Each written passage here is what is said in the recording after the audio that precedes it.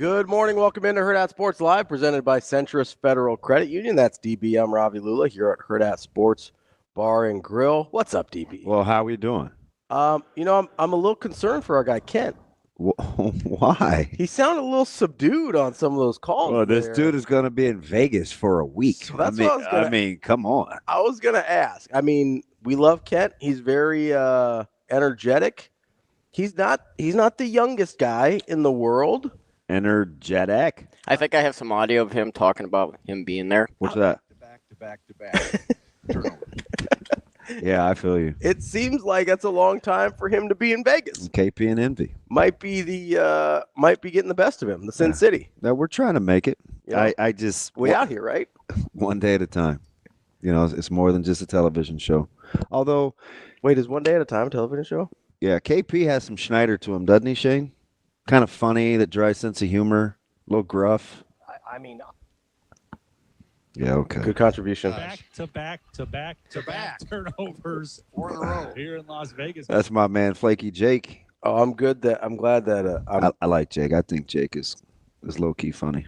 I'm glad that this isn't another one of the shows that I missed on yesterday. Yeah, it's more your genre. Although the same time frame as the show that you completely blew last week, which was Good Times, on about the same time. Yeah, I didn't see this one, but I didn't want another. Are you familiar with Valerie Bertinelli? I know who that is. Yes. Okay. Yeah. Okay. I don't know if I could tell you. Do you know her for just cooking? I know the name more than anything. Okay. I don't know if I could tell you anything she's been in. All right. Good word association to start the morning. But I know that is a person. Good morning to all your swimmers in the stream. Islands in the We stream. got swimmers? Yes, we have Well, Kobe. We some have of us don't. KP. I do. Oh, we have a newbie, unless he changed his name. Crypto King. Oh, we got Crypto King in here. Yeah, I don't know why he went with the K for crypto. It's giving me the heebie-jeebies a little. Maybe it's like a Krypton. Maybe he's a Superman fan. Oh, like the Kryptonite. dog? Yeah. Maybe he's the king of the Superman's Superman dog. dog's name was Crypto. Yeah, so maybe he's a fan of the comic book or Big the TV Marvel series. guy? That's DC, my guy. Oh, that's right. Come on, that's a bad miss. No, I know too, because You're a big DC guy. yeah, I'm way DC over Marvel. You're like D. Marinas. Yeah, that's where we first bonded quietly. Yeah. It was 'cause like it was this secret rendezvous over Aquaman. very small island. Literally. DC's He said something good about Aquaman like 10 years ago. Yeah. No, Aquaman's a good movie. And I was like, oh, it wasn't even so much the movie, it was the character. Yeah. And I was like, who talks about Aquaman? D. Marinas does. Okay, Maddie. Yeah. Let's go. Aquaman is a sneaky good character. So then Yeah, it is. I immediately said to Shane, Mhm. he needs to co-host. We need to get him in. D. Marinas is the best. Dude. I love that dude. Yeah. So we bonded over Aquaman. You know my history with D. Marinas, don't you? No. So I met Matt before Comics? before Were you guys comics, at Dragon's Lair? before Were you at Krypton? before I started doing any of this on air or anything. Siskel and Ebert? No, he You was bumped into him having popcorn watching a movie. he was my ex-wife's maid of honor's boyfriend when we got married. So he was at my first wedding. Oh, so he's seen He's seen the good and the bad. everything. Yeah. Everything. Everything. And then I just rolled up to Creighton Presser one day, and he's like, "Hey, I know you." And I was like, "Do we?" Yeah. He's like, "Yeah, I was dating so and so," and I was like, "Oh my gosh, that's you!" Wow. Yeah, so we go way back. Our friendship has outlasted both those relationships. I'm trying to this is horrible. Yeah. I don't exactly remember everybody in my first wedding party. I'm pretty sure. Dumas, I have a pretty good idea. Veland, Noddle, Mark Robinson was there. My brother. And I don't think Levante was there, bud. I don't think Levante was. He was born. Yeah, he was born. Yeah, he's not that young. That was 02. Yeah, Oh, but he 01. played in like No, I know. 2010, so he'd have been No, like I'm with you. he'd been like 14. It's too early to be cracking you with that C4. It's open. Which You can't- by the way, yeah, I do admire your taste in the Gator Light. dude, the orange one's good. So I'm on the yellow. The yellow one's good. I like the yellow one. No, citrus. Oh, So like yeah. the marigold. It's not marigold. mango? I told you the flavor. I'm trying to tell you the color. Oh, gotcha. Remember who I am. It's about the color. It's old DB. Is it purple? Isn't that mango? Isn't that purplish? I don't know if he meant to be. That was so easy. Why would you laugh at that? Because I didn't think he was going to make it. It's not the joke. It's that he said it. I did not expect Shano to make a purple drink joke. It's whatever.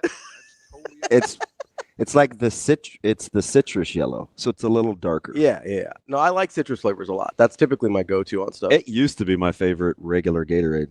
Then it became fairly hard to find. So I get like multi-packs that has the yellow in it, and that's definitely my favorite. I don't mean true yellow, like lemon lime. Oh, yeah, the marigold. That's a color? I want to say that. Flower? It's probably also a color. I'm pretty sure it's citrus. We're gonna look it up. No, because what's going to happen is we're going to go down a rabbit hole, and then Austin's going to be like, Well, actually, it takes you guys 10 minutes to talk sports, and I want to tell AJ, I'm like, look, man, it's probably longer than 10 minutes. marigold color is a vibrant, warm shade of yellow-orange. So that's right what you're talking about. Yep. That's Right on the money. Do you know what I'm talking about? The citrus flavor? Sounds purple to Yeah. me. If you mix the two together, Jesus. It was the source on that. I didn't expect him to make a purple. Right. I mean, anytime somebody else gets to make an innuendo over race, it's usually, it's funny. Usually it's Ambiguous, dude. me. It's usually me. So for it to come from Shano, that was unexpected. Yeah, you're horrible. Who, me? Yes. We You were making a lot of jokes in the chat about me yesterday. I just thought it was funny It's the a little- scenes that you gravitated towards. That's a funny scene. I just don't know that many people that talk openly about a Klan rally being funny. I need context here. You can't just throw out. That's exactly what happened. You're like, haha, funny. The Klan scene. It was hilarious. In Bad Boys 2, okay, we got to set the stage here because otherwise it sounds real awkward. In Bad Boys 2, Sounds about how it went. there is a very funny scene in which Martin Lawrence and Will Smith break up a Klan rally. Uh-huh. It is amusing. Yeah. And they're breaking up a Klan rally, which I'm a fan of. Let's break up the Klan rally. So there was a stretch there for about 15 minutes. Yeah. Where have you seen Revenge of the Nerds? Oh, yeah. All I could think of was Ogre when he was on the sidewalk and he goes, nerds! You guys When me and spent a Maddie- full 10 minutes breaking down every scene. I'm like, From Bad Boys 2. even I don't have that kind of recall. And I can easily go into character. Oh, yeah. That was incredible. So I love that movie. Like, it's low-key one of How my... did you confuse Mike and Craig a couple of weeks ago with the Bad Boys characters? So I don't know the characters' names that well. Which Like, is I know Mike weird for how Lowry. you went into. I love the movie. And You guys were quoting lines. I could go like scene for scene in that movie. I've seen it so many times. For some reason, the character names outside of Will Smith's Mike Lowry, Yeah. Lowry, whatever how you say it, Lowry. Lowry. What the? like Hugh Laurie, his house. Similar guys. They have goatees, both of them. Okay. because I'm Mike Lowry. Well, talk about going into character. This dude is really. Shane, did you get a good night's sleep? I don't even know what the FCS is. You feel better after that talk we had the other day, don't you? Purple. No big deal. You got purple drink and Mike Lowry. I had that dude on the black couch. Were you uncomfortable listening to us? No. I was just fact finding. Yeah. It's my little dude, No, man. I I was gotta make sure interested. he's good. I find Shane's life fascinating. It is unbelievably cool. Because he operates in a way that doesn't make sense to me, but it works for him. Is it weird that I'm kind of low key jealous? No, that makes sense. I'm kind of low key jealous. There's parts of your personality that I'm like, yeah, you would kind of vibe with that lifestyle. Yeah. I also think you would go crazy. At some point. Yeah. But he makes it work. Like, I think you would like it short term, and then it would get away from you, and you wouldn't realize it. Shane, do you hoard, like, how do you cope? What's your coping mechanism? Is it cough syrup? Do you hoard liquor? You have to have some sort of outlet to your weirdness, don't you? I really got to be careful on what I say about that. My man goes to get the 2 for $4 hot dogs at Quick Trip or something. Dude, gas station hot dogs are fire. So it took me probably 25-ish years Mhm. of when not to go into gas stations. Anywhere from, Like time of day? Oh yeah, anywhere from 10:45 to 12:15. Keep it pushing. At night? No, bro, I don't go out with the street lights on I don't know. Why 10:45, 12:15? because people get lunch, and do you know what Oh. they do? They crush that station. Yeah, they do. I don't even know how they keep up. Yeah. Listen, I'm here for some gas station food. It's pretty good. You got all serious? Listen. This is a serious topic. Shay, would you like to tell Ravi about those rollers? Or no, maybe at a later date. At a later date. Oh, I know about the rollers. Man, are you serious? Yeah. But So what's your go-to? Do you try a little of everything? So honestly, my go-to is usually like the Casey's pizza's good. Well, I don't think that's a hot take. I think a lot of people like Casey's. Yeah, Casey's pizza's good. I started with the breakfast pizza back in the dark days when I was living in Ashland. And that's not an Ashland problem. It's other context. Shout out Jacobson Uh, out here in the starting lineup. 37 minutes, baby. Let's go. Did you see Luke's comment? Yeah. Nebraska's 2-0 when Bergen Riley's boyfriend plays 30 minutes. So it took me a minute because not enough sample data. size. Not enough sample size. I thought it was funny. I thought I did too. So I'll be honest. I processed through that like, wait, who's Bergen Riley dating? Like I didn't because I just don't have that in the Rolodex off the top of my head. Yeah. And then You TikTok, my guy. I know it's my bad. That's how I found out that Baylor Shireman and Allie Batenhorst broke up. I hope you guys are doing okay. But long distance is hard, man. She's been in LA the whole year. He's in Boston now. It's tough. Oh, Anyway, man. and then I'm like, okay, so I figured out like, okay, it's Cale Jacobson. Guys, contextually, I was like, he probably is talking about Cale. And then I was mad for a second because he was serious about the Sam Hoiberg thing, and then I was like, okay, he's probably joking here. That's funny. Yeah. That's a funny joke. Were you surprised? Well, if you listen to Husker Sports Nightly, you'd have got it. Yeah. But, that Cale was going to start. No, I mean, I wasn't surprised because I had heard. You know what do you think was the first thing I thought about when I'm watching him play? What's that? What did I ask you 2 months ago?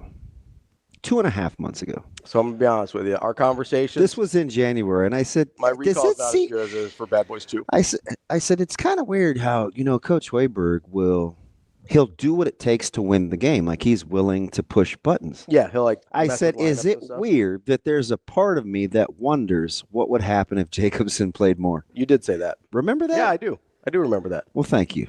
And he played 37 minutes. They beat Georgetown. Now, you talk about something that needs context. Yeah. Yeah, this definitely isn't the heart of the Big Ten season in February, right? Georgetown's very bad. This is Like very bad. wow. Wow. I want to defend myself. So here for a guys second. are just dropping off by the hour? apparently. There's like I wondered why the line ballooned. It just kept climbing and climbing. and we're sitting here like, okay, 7.5 makes no sense. 8.5 makes less sense. 10.5. Is Cooley arrested somewhere in Vegas? Did he have a hangover situation? What's happening? And then it's like And they covered. Jacob had the funniest line, and I don't even think he was trying to be funny. He's like, I don't recognize anybody out there besides Malik Mack. Yeah. I don't know who any of these guys are. And if Jacob doesn't recognize who you are Right. are a nobody. Right? Although sometimes I feel like we may give JP too much credit in his television watching. Ooh, not when it comes to basketball, I don't think. Well, he's busy. He does a lot of things. He is busy. But he's like you and doesn't sleep. He goes back and gets a lot of stuff. Yeah, but he'll sometimes sleep till 11 or 12. Yeah, but it's because he doesn't go to bed till like 8 in the morning. Well, it's even. We both get 4 hours. He ain't like me. Like, I'm sleeping the day. No, but he's like you in the fact that he's awake for 20 hours every day. Yeah. So he can go back and get some stuff. It's a different 20 hours, but like he's not sleeping much. Yeah. So I think he does go back and get stuff when he's off assignment. So how did you split that with the debacle, if you're a Nebraska baseball fan, that was happening in Omaha real time? So I'll be honest. That's a good place to start. Evan Porter's my guy, so I was rooting for Omaha. No, so you know what? I'm okay. You're an Omaha guy. Real talk. Yeah. I was cool either way. Yeah. I was actively rooting for Omaha because I like know Nebraska is my alma mater. I love who does I. I mean, you don't have to. You love the university. Yeah, Anybody who doesn't know that, I ride with Nebraska, is being dumb. but but you're an Omaha guy. my first roots, not the No, you know, my first like trees, roots. my first love is in my household is Omaha. Yeah, you guys. It just happens to coincide. Mm-hmm. Roots and jive just didn't seem to too early for that. Knock it off. What's your favorite flavor of Gatorade? No, it's not mustard. It's marigold. Yeah, that was Same color ish. yeah. That was A little more translucent. non-ethnic term. And it coincided with the same time that my family's had season tickets to Nebraska football since before I was born. Yeah. So, I mean, we're going on at least 50 years. Yeah. But Omaha was always first. Yeah. So I didn't have, I felt like I was very split. Sure. Yeah. I was very happy for, I don't know, everybody. Yeah. Color me concerned about Nebraska. Oh, I don't know how yeah. I don't know how they snap out of it. I mean, Everybody. Dice comes back. My man Caleb Clark. I don't know. Yeah. I don't know what this team is. I mean, we're basically halfway through the season, right? Yep. And it hasn't gotten any better. Yep. So, like, there's It kind of just is what it is. yeah. So there's Although I will say this, up until this week, yeah, well, actually, K-State was the first blip. They had been great in midweeks. yeah. That now they've got K-State, Creighton, and So Omaha. here's my real concern is Damn it! Can you get that off for me? I don't know what I hit. Yep, Sasha fixed it the last time. maybe. Can you multitask and talk at the same Nope, time? certainly cannot. I'll give you a second. We got to get better at that. I know, man. That's how I have a hard time Googling. Is it? I think so. Because if you're talking and I'm like, oh, I'll Google something, not Google something, I'm pretty quick at it. But I'm still trying to ad-lib. Man, I could talk, text, type. I know you're way better at multitasking than I am. But do you know how many people I have to keep track of in my head? Yeah, a lot. At four minimum. At any time I'm thinking there's Timmy, Yeah. there's Mark, there's Leroy, and then there's the bad dude. And I gotta space them all You're out. like, hey, you stay over there. Sometimes I'll just talk and I'm like, I have to give thought to. Which one's Leroy? He's the middle. He's the middle right. What's his personality like? He's the guy that really will ask me about, do you really want to do this? Okay. Yeah. What's Timmy do? Timmy's Mr. Rational. Okay.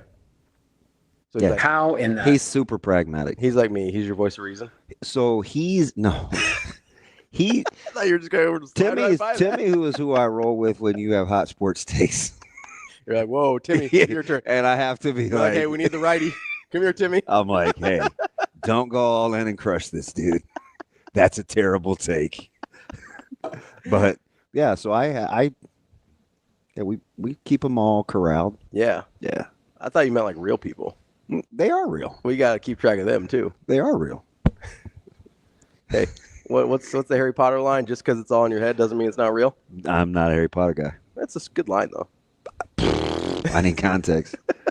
Was this Acuban or Acubazar or No, Hocus Pocus? that's Azkaban. Iskabibble? That's fine. No, so anyway, with baseball, It's like that part of the world that you thought Aladdin was from, or you thought I was from, but it's actually Aladdin. I feel like you're going to kind of like the text conversation when I said what I said about hunting, and Jacob just made it seem like I was a closet serial killer. I'm not. No, you're pretty open about it. Selfish. Process. Falling in love with the process. Yeah. Hunters like the process of hunting more than they probably actually like the kill. Sure. I like that. I'm not a killer. Yeah. I believe you. Okay, well, the awkward silence. You're like, no, you don't. I think hunters just like being out in the wild. We're out here. This is the field where the magic happens. Some of them do. Some like one of our listeners, Kurt, was messaging me yesterday, and a lot of it he just likes seeing all the nature and stuff. Me too. Like there's a lot of stuff that you see that you just wouldn't see. I told you about being out at Amber and Johns? Oh yeah, you're just watching off the back. And I can't see a thing. So you're listening. It's dark. Yeah. But I just wanted to be able to, if I could feel where I could hear the there's owls, they were coyotes, or shoot, could have been wolves out there. I mean, they're practically in North Dakota. They're up there. You know how far north they are? Oh yeah, you told me. That's why I couldn't believe you go hang out with them all the time. It's a quick drive. Yeah. It's a quick drive. I'll be honest. There's if you live outside of a certain radius from me, I'm probably not going to see you that much. Yeah. Unless you're like coming into my orbit. I talked to Brett last night. I'm like, shoot, man, I need to come out there. I'll be at Central City tomorrow. Yeah, but I won't really. You love Central City though. I do, actually. That's like your jam. It's same thing. It's very quiet. Yeah. Secluded. But I'm not a country dude. You know what I mean? But I do like peace. I do like peace. Hey, give peace a chance. Or.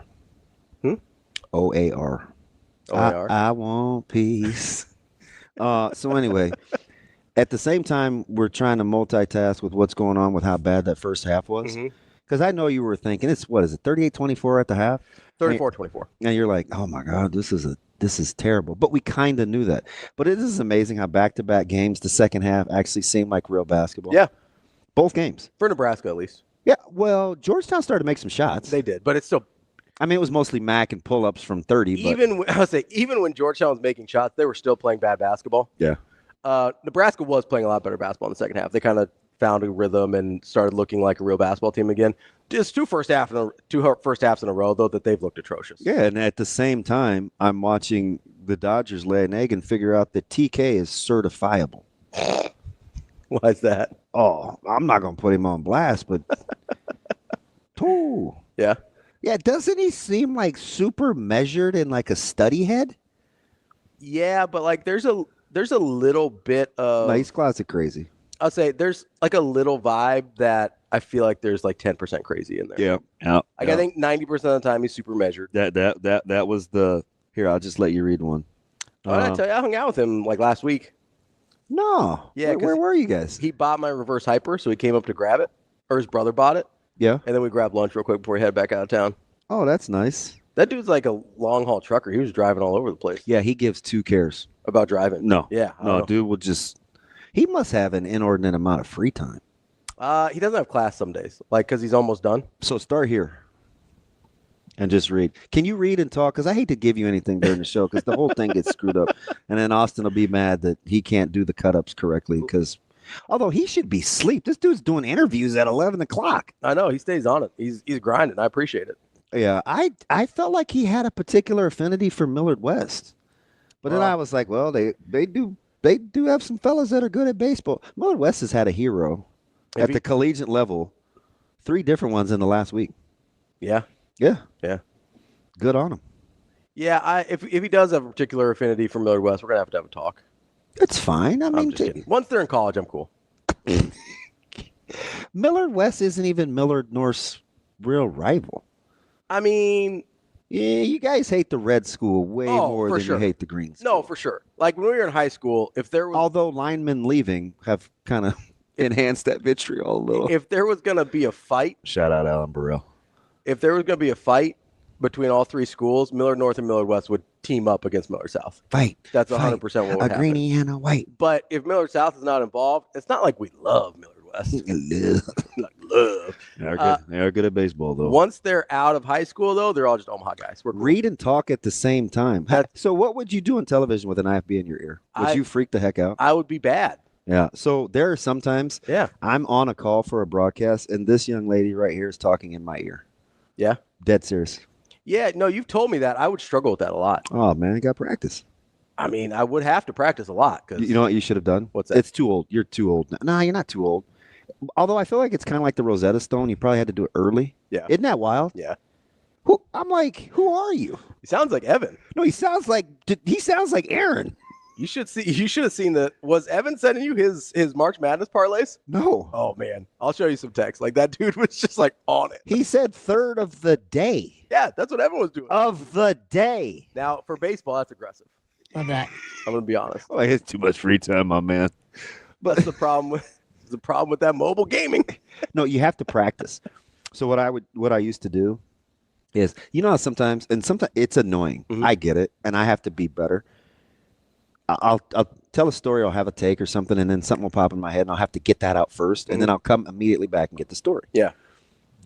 Where that came from was practicing. I would play music in my ear, and I would talk to the mirror. Mm. And I would try to see how I sounded, and then I would just do it over and over and over again.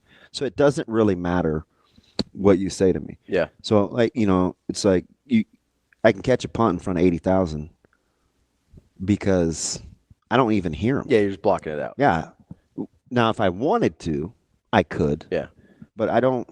That's why you like the Kevin Costner clear the mechanism thing. Isn't that weird? Yeah. A good pull.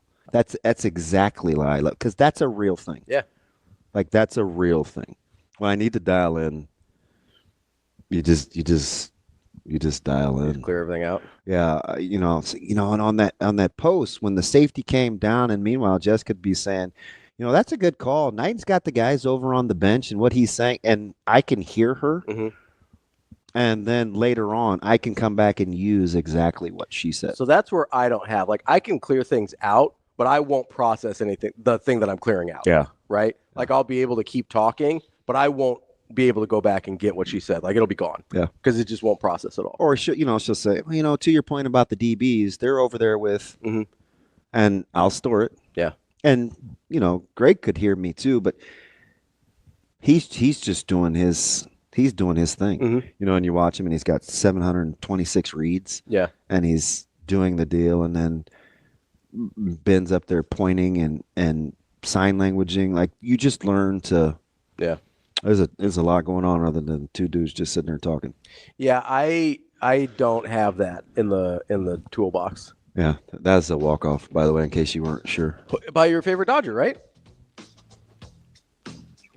No? Oh, I thought that was Shohei. He's fine. He's fine.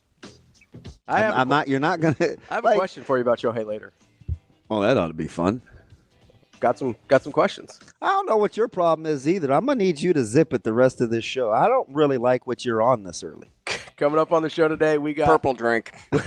we got Bird Kuhn, the head coach of the Omaha Supernovas, Idiot. Brian Edwards, our Vegas insider, Michael Bruntz, Husker 24/7, and the one and only Jessica Coody, Husker Sports Network, will join us at 9. Are you going to guess why these two are up here today before we come back? Ooh, I'll think about it during the break. More Hurrdat Sports Live coming up next.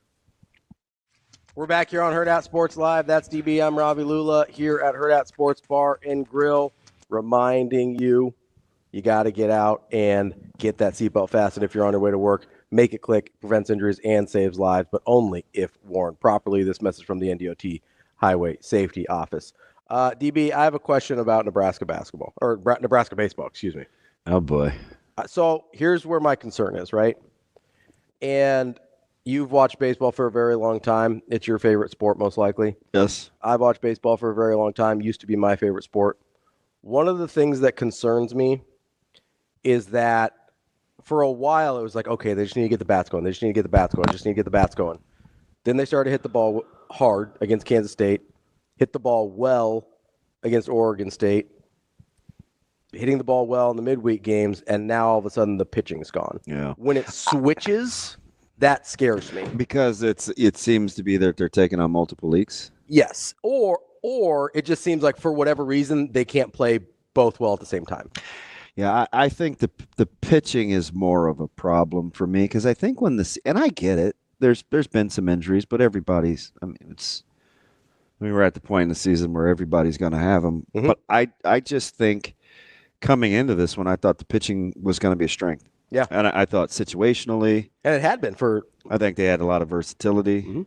first third of the season. It had been. Yeah, it's just gotten away from them. But I asked this question a couple weeks ago, and I'll ask it again now, is just at some point, when is this you are who you are? Like, are you just a slightly below 500 baseball team now? Like, they're 12-17.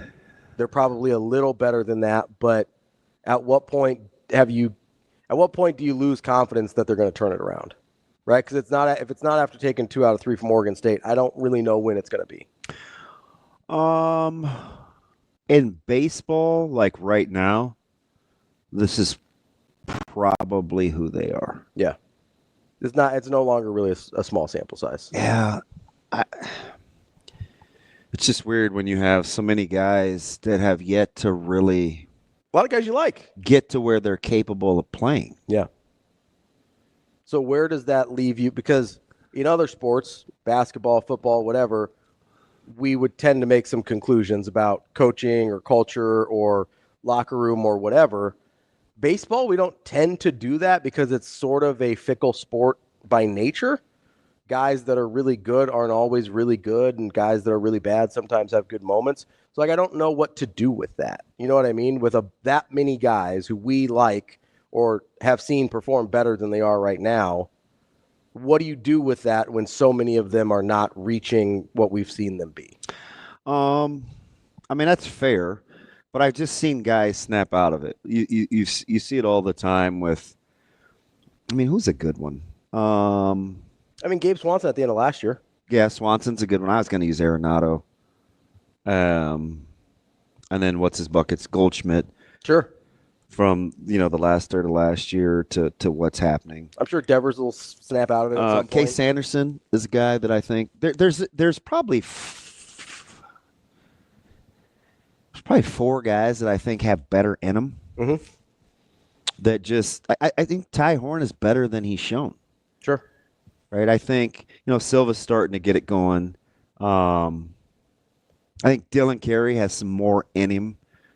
I'm not sure. Now, there's a couple of guys. Mm-hmm. Gabe Swanson's got to be better, right? Yeah, he does. That's a guy you need to be better than he's playing. I'm not sure on Frost. Yeah. People point to that, and I don't know, from just people I'm talking to that are close to the program, he didn't have a great fall. Mm-hmm. Which you brought up. I don't think I said it on air. So I don't know if you didn't say him specifically. I think you did say on air that you were concerned about the bats from the fall. Yep. Yeah.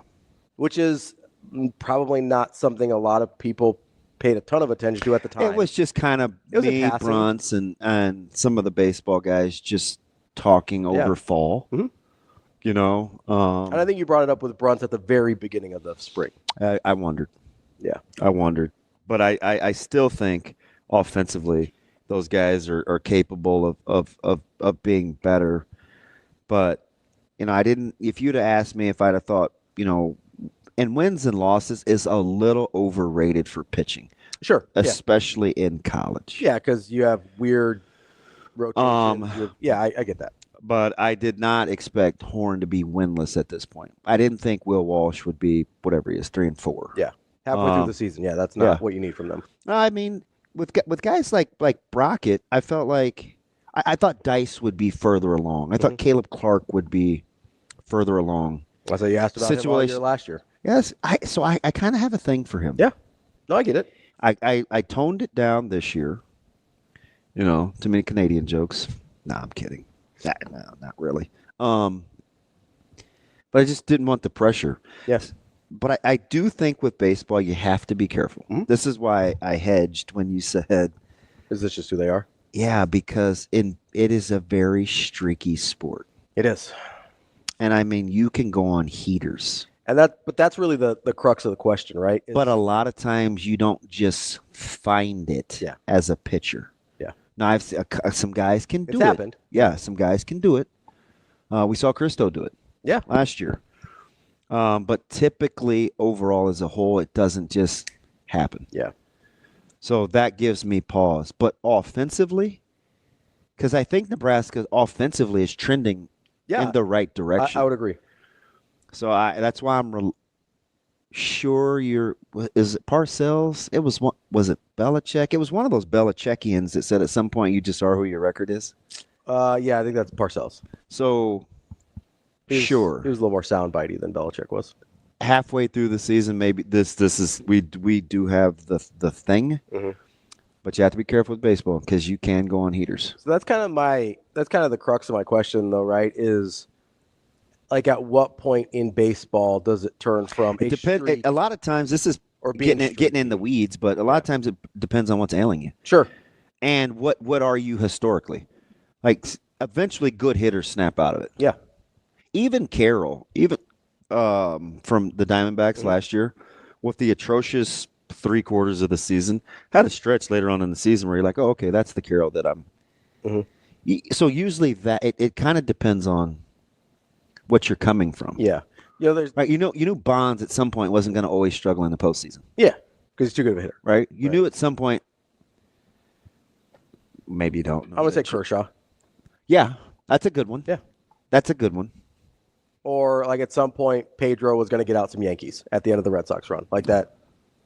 He struggled with him for a little while.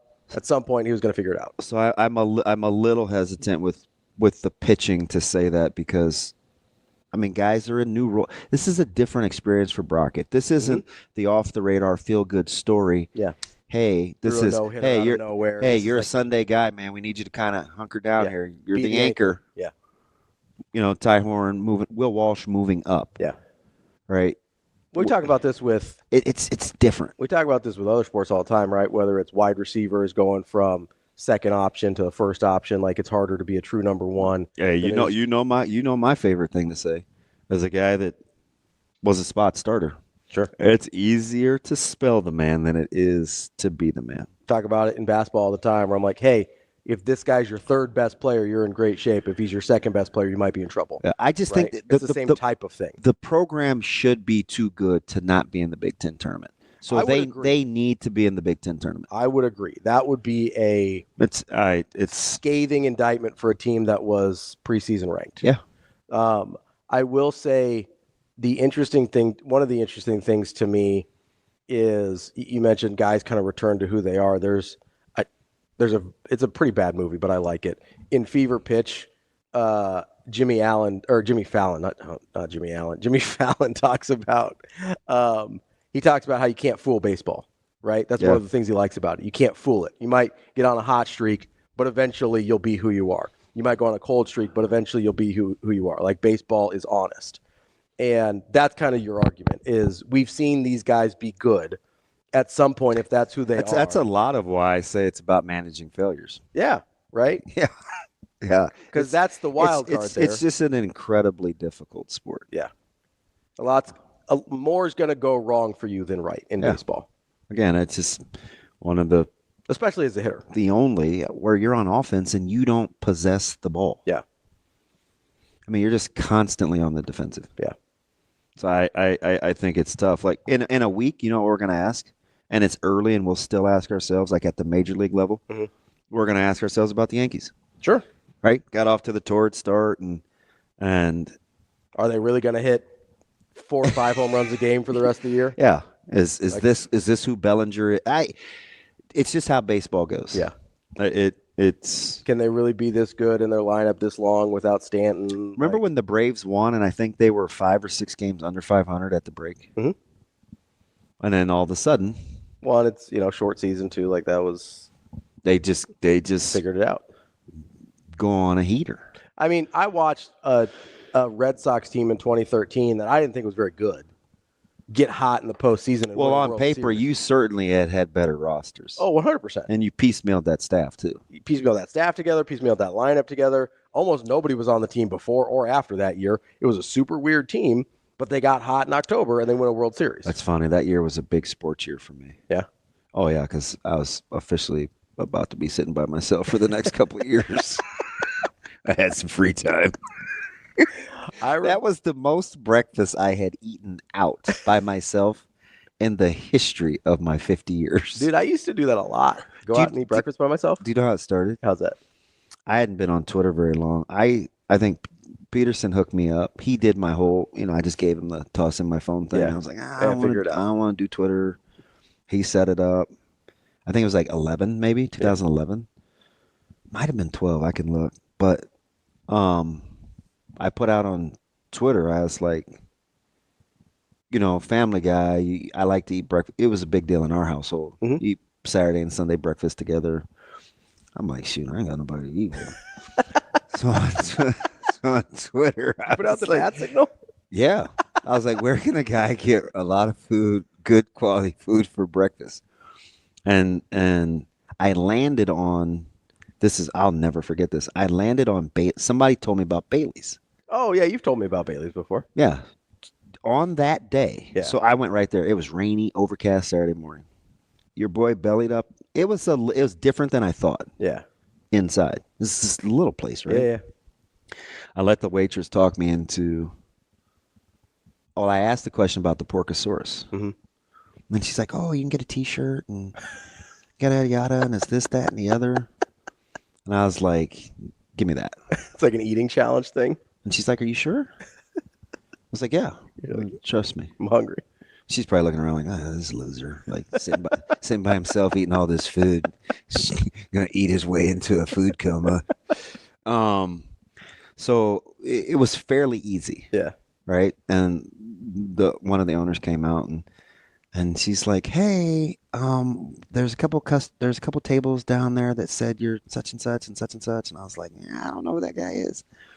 And she's like, "What'd you think?" And I was like, "Oh, it was cool." And she gave me like this T-shirt. And she's like, "Would you think about doing some?" I was like, "Nah, not in a good spot in my life." But the funny story is, I ordered that. Asked my mom. I took her there. This was probably 5-6 years ago. I'll just get it and order it. Yeah. Yeah. Just eat it. There's your meal. Yeah, there's no challenge. Just eat that thing. Back in the day. That's what happened. Those are those ridiculous stories that I tell that don't have anything to do with anything. But that's how Bailey's breakfast was born. Me and my feels needing to feed my fat face because I was depressed about breakfast. Kegs and eggs and football. Let's go. You know what's going to fix that? The Porkosaurus. Dude, look it up. You're like Ron Swanson, man, sometimes. I'm different, man. I'm different. DB, yeah, I'm different. Built different. I'm different. Yeah, I'm different. All right. I can't eat, though, that's for sure. You really can. But you can also not eat, too. It's weird. Yeah, we'll go a couple days. Just depends. Weird, man. Depends on where I'm at. All right, Shay, let's take a quick break here. We'll come back, and I want to dive into I got some questions, DB. I'm waiting to hear these stimulating toughies that you want to give me about. I'm guessing it has to do with football? I got some questions. Got some questions for you. We'll get to those when we come back here on Hurrdat Sports Live. Welcome back, Hurrdat Sports Live. That's DB. I'm Ravi Lulla here at Hurrdat Sports Bar and Grill. Don't forget to come in to Hurrdat Sports Bar and Grill. Check out all their specials and participate in Menu Madness. You can come in, join the Loyalty Rewards program, and have a chance to win great prizes as well as get some discounts on fan favorites here at Hurrdat Sports Bar and Grill. DB? Yes, sir. I got some questions for you. Why? Well, because Corey's a big fan of your 12-13 team, too. So I'm torn on that team, right? Because it felt very fluky. Like I don't feel great about out of the. I mean, take it, baby. No, I'm take it. Definitely gonna take it. But like 18 was a more. What am I looking at here? It said the road to 162-0. Come on. Like, what are we doing? I got a buddy who's a Giants fan that watched him come back last night. He goes, "God, these guys may never lose." Like, really? It's baseball. You're gonna lose like 50 games, at least. Yeah, I don't know. 112-50. That's pretty damn good. You think they'll lose 50? Yes. I'm kidding. In all likelihood, I think they're going to lose 50. I hate your delivery sometimes. What? Yeah. You got your little smug sweater on here. Yes. Like, it's a do you need to be a professor and I'm like one of your students? It's a polar fleece. Would we be at Met together? I'm not an MIT guy. I'm really not an engineering guy myself, more of a creative thinker. Are you left-brained? It depends. I don't know. I do a lot of money financial stuff too, so it's kind of a mixed bag. Yeah. You don't want to get too creative with the very ambiguous. It fits. You don't want to get too creative with the financials that get you in trouble. What are you? Pretty damn smart. All right, what's the question? I've got multiple questions. I hate these because this impromptu stuff, when you start fishing, makes me nervous. I'm not fishing. I'm not fishing. More like hunting or fishing. Dude, is that a duck? I believe so. We Shane, got some geese over at HQ, man. I don't think that's a goose. I think that's not. It's too small to be. That's a duck. Yeah, like a mallard. The frick why do we have a duck? I don't know. We out here, right? Shane, go take a picture of that duck, please. I'm sorry. You don't have to record anything. We're out here. Robbie's going to talk to me a second. You have time. Yeah, you have time. I know you babysit those. Go take a picture of the duck. flipping expensive equipment. If I can with my fat fingers, I'll do it. So Yeah, you do got some little Vienna sausages. you don't got to I worry. don't even know how you make those things work. You ever seen those things? Like they don't even. Where they? Do you have knuckles? all three of them? It's weird. I think that's why he texts like that. He's the only person in my life I've ever seen hunt and peck with the text. Dude, he went all the way outside though. I know he He's did. childish. I appreciate He that. could have just done it through the window. I know. To the wall? To the never mind. To the window, to the wall. It's kind of my jam in high school. To the sweat did what? I don't remember the rest of it. Me neither. Never mind. Somebody's crawling. No, it's not Nebraska football though. I've got other football questions. Okay. We're Don't make me mad with this Aaron Rodgers thing. Oh well. First one is Steelers related. Pressing. It's time. It's that guy. I was gonna ask you about that guy. Good old Mike Tomlin. Oh, I almost used his head today. Yeah. I almost had Mike Tomlin Well, on here. you know how I like to ask you these questions in the form of true or Delulu. Okay. Okay. Yeah, that duck is like Shane's giving him the willies. I know. Duck's like, I gotta get out of here. They're man. about the same size too. I think they should fight. Oh, there goes the duck. That is a duck. That's flying like a duck. Do you know I didn't? You know ducks can fly? They can. Yeah, not like great. Okay, because I didn't. I don't think. I didn't think so. They're not like great flyers. Like geese are good flyers. Do you like how I whisper like other people? Like there's not a camera on I us? know it's so bad. I forget. No, but ducks look like a bird that might not be able to fly well. I get it. Yeah, that was a struggle. It took them a little while to get off there, trying to get those wings going. Not like chickens. Chickens can like jump. They can't really fly. No, I get it. I understand. Big fogwa guy. No, but I do. You do like duck? I do know about chickens. So I was going to ask about Mike Tomlin. So I'm not going to be like Shane and make purple drink jokes this morning. True or Delulu? Mike Tomlin says he's comfortable going into the season with Mason Rudolph as his starting quarterback. Is that true or is he Delulu? True. He's comfortable. Are you comfortable? No. I'm terrified, and I hate Mason Rudolph. Why do you hate Mason Rudolph so much? It's because of the Myles Garrett thing? Yeah. Okay. That's fair. Yep. It's 100% because of the Myles Garrett thing. And I'm a big second chance guy. Yeah, you are. But nope. And Myles Garrett's like, I don't love Myles. I don't even like Myles Garrett. You know what was funny about Myles Garrett? what's that? His organization just yesterday came out publicly and said, "Hey, we're going to challenge you, Myles, to be a real leader in our organization." Mm-hmm. Do you know how many years Myles Garrett has been in the league? Close to a decade.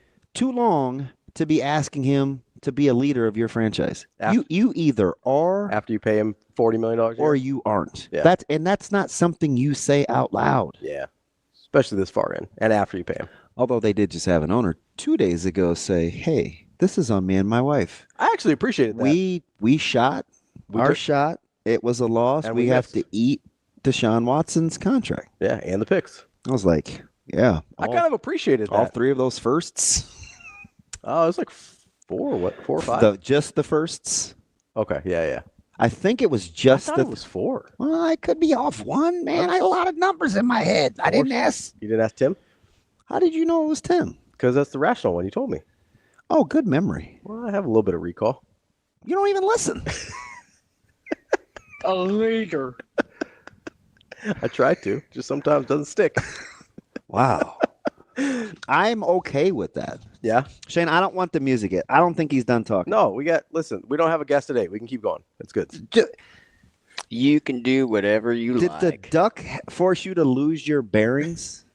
We were doing so good for a couple weeks. I'm Yeah. not pressing the music too early. And you were actually kind of listening to get a feel. Are we still in the practice? He has been empowered to do too much. Yeah, we need this. It's funny when it's you. He won't listen to me at all. And I actually defend this dude. Need to scale it back a little bit. Yeah. I'm here to tell you right now, we don't care. All right. Which of your personalities are the we in that one, Shane? How many we got? Look, I'm going to do things my way. That's about right. That's about right. All right, so that was my Mike Tomlin question. You're off the hot seat on Mike Tomlin. Yeah, I don't like Myles Garrett. and I don't like Mason Rudolph, but I do believe Tomlin when he's so He would be irrationally confident. Yeah. He's a guy that won with, speaking of Ducks, he won with Hodges. Yeah. So, okay. So I don't feel good. let me ask you this. Be For going, you be going personally, to therapy with Daniel. Can you imagine us doing therapy together? you personally, would you rather sign Aaron Rodgers or draft Jackson Dart if it's one or the other? If it's one or the other? Yeah. I want to draft Jackson Dart. Okay. But I do want to sign Aaron Rodgers. So you would do both. Yeah. Yeah. Do you know why? This This is is this this year. This is where I'm at. I want to prove everyone wrong. I've never seen a deal Mhm. where a guy did not play that poorly a year ago. Mhm. Is a legit upgrade from the guy that they had last year. Without a doubt. Yeah. And we're mad about it. Like, we're mad about it.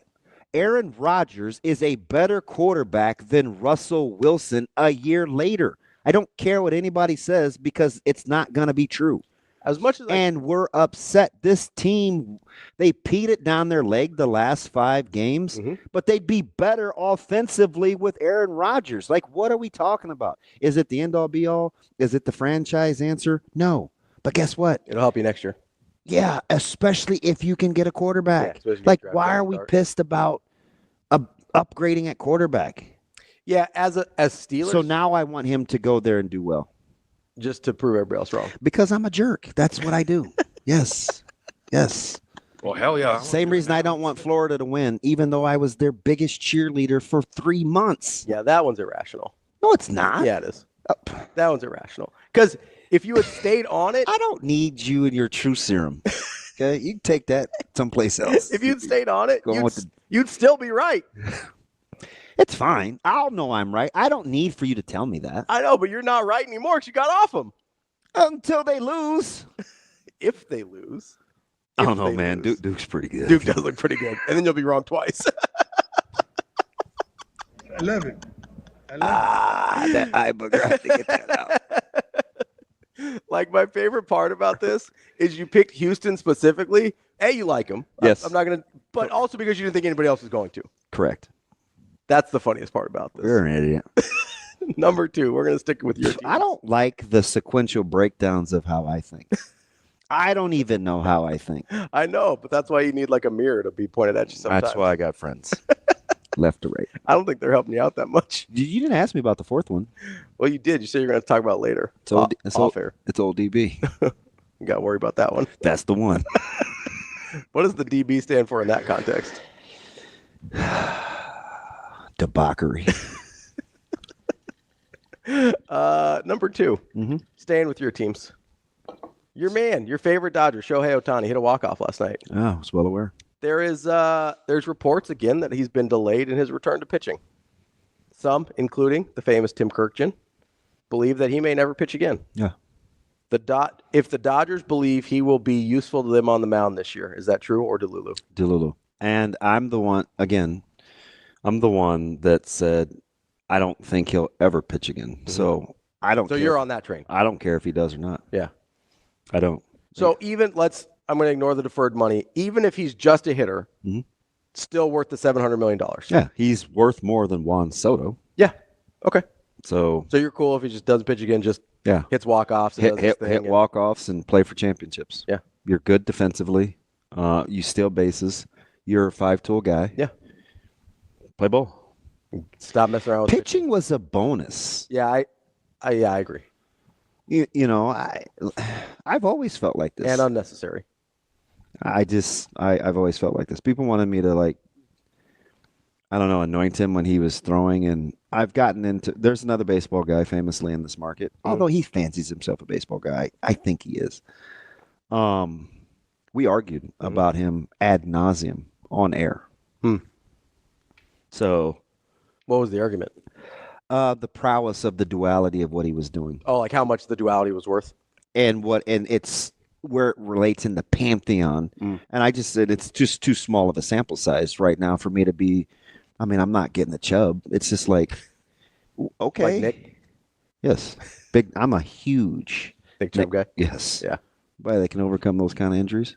Yeah. Yeah, exactly. That's what I was talking about. Yeah, that's what I thought. So here's my question, and I guess it's not really a question, but is it fair to say, because you talk about kind of the prowess of being able to do both and everything, is it fair to say with the small-ish sample size still, especially with the pitching, there's like I still feel like he's probably the most talented baseball player I've ever seen. He's incredible.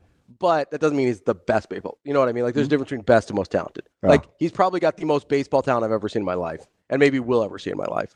His trajectory as an offensive player, if he can still run the bases, will put him in rare air of baseball talents even if he never pitches again. Yeah. I mean, what did he go 50-50 last year? Yeah. That's never been done before. Like that's what we're talking about. It's insane. All right. It's insane. Next one. Okay. The Cleveland Cavaliers. We're going to talk a little NBA here. I love the NBA. I know, I me wish too. more people did. The Cleveland Cavaliers. Although the luxury, so the tax goes up. The threshold. The TV shares have declined a smidge, but people in the arenas is up. Yeah. Do more people like the NBA than we think? yes, 100%. Okay. There's a lot of loud voices that like to complain about the NBA. It's a really good product. It's a super deep league in terms of competent teams. Now, towards the end of the season, you're seeing people get shut down. But they're like, I would say in 2/3 of the league, there's somebody that I would enjoy watching almost every night. It's a good product if you like basketball. Some people just don't like basketball that much, but they like college basketball because of the universities, which is fine. I don't have a problem with that. I would argue the same thing about baseball. There's certain people that like college baseball that don't like Major League Baseball because they like the attachment to the university. It's strange. I've never understood that, but I don't try to. I think some people reconcile that. I think some people like sports, some people like teams. I'll see Or people, schools, you know? when I was heavily involved with the CWS, I would hear like these complaints about, kicking the ball around or not throwing strikes or something like that. And it's not Major League Baseball. And I'm like, again, That's not why we're here. 100%. Like that's not why we're here. Yeah. It's just, College World Series is one of my. that's just a weird vibe. Yeah. Like it clearly isn't it's not Major League Baseball. Yeah, It's just not. It's not what we're here for. Yeah. Cleveland Cavaliers reached 60 wins in a season for the first time in franchise history without LeBron on the team. Are the Cavs legit title contenders? True or Delulu? True. 100%. Them going into the Garden a month ago and whipping their tail. Yeah. Now, again, to do it over a 5 or 7 game series is different, but they're capable. Yeah. I mean, I think that was their second win. They're legit. I worry a little bit about. But I like the Cavs for a long time. Yeah. With the whole Jared Allen and who's my twin Evan from Mobley. From Mobley from he's not a USC. twin, but his brother when they were at SC. Yeah. I like the way that they put that roster together. Yeah. Yeah. I do worry. I'm going to be right about Detroit too. I worry a little bit about the size of their backcourt getting bullied a little bit in certain matchups, but I do think that's a really good example. And like Bill Simmons and Ryan Russillo talked about this back when it happened, but Russillo greater than Simmons, even though they're both like the pill that you open up in your vitamins, and you're like, that's a lot to take. what do I want to take this with to make it go down easy? Yeah. So it depends on what they're talking about. It depends on what they're talking about. There's some stuff I like Russillo better. There's some stuff I like Simmons better on. But they're pretty good when they talk NBA together. And they were talking about when the Donovan Mitchell trade happened, they go, like, hey, this is a good trade for Cleveland. Does it make them a title contender? I don't know. Probably not.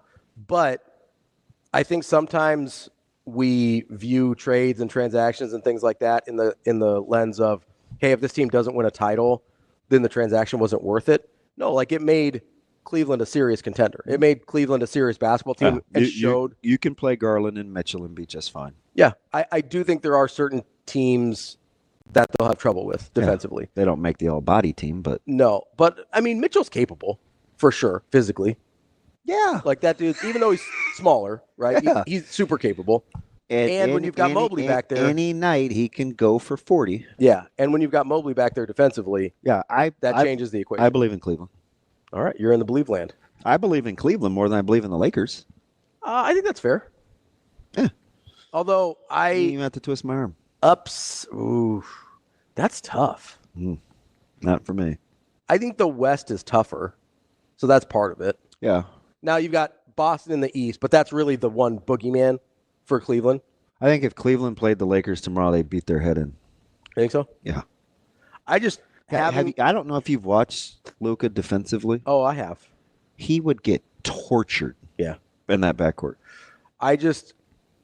The idea of LeBron and Luka's upside scares me. I just don't think the Lakers can play hard for a long time. That's entirely possible. I just don't see it. I can buy that. They are huge, though. Yeah, it's a big basketball. It's a huge basketball team. All right, let's do at least one more here. Deion Sanders, my favorite, my personal favorite, signed an extension with Colorado through the 2029 season. 554. 5 years, $54 million. It's amazing how they found money. All of a sudden, because you remember a couple years ago when they signed him to the contract, they're like, "Yeah, we don't have the money to pay this contract yet." We're gonna he was figure it out. openly intimating that too. My man. True or Delulu? My man. Prime will still be in Boulder by the end of the decade. Ooh. What's up, girl? So basically, will he see the end of this contract? That's a And I'm not trying to be facetious here. I think that's a real question. that's a good one. 2029. Got his quarterback of the future. Yep.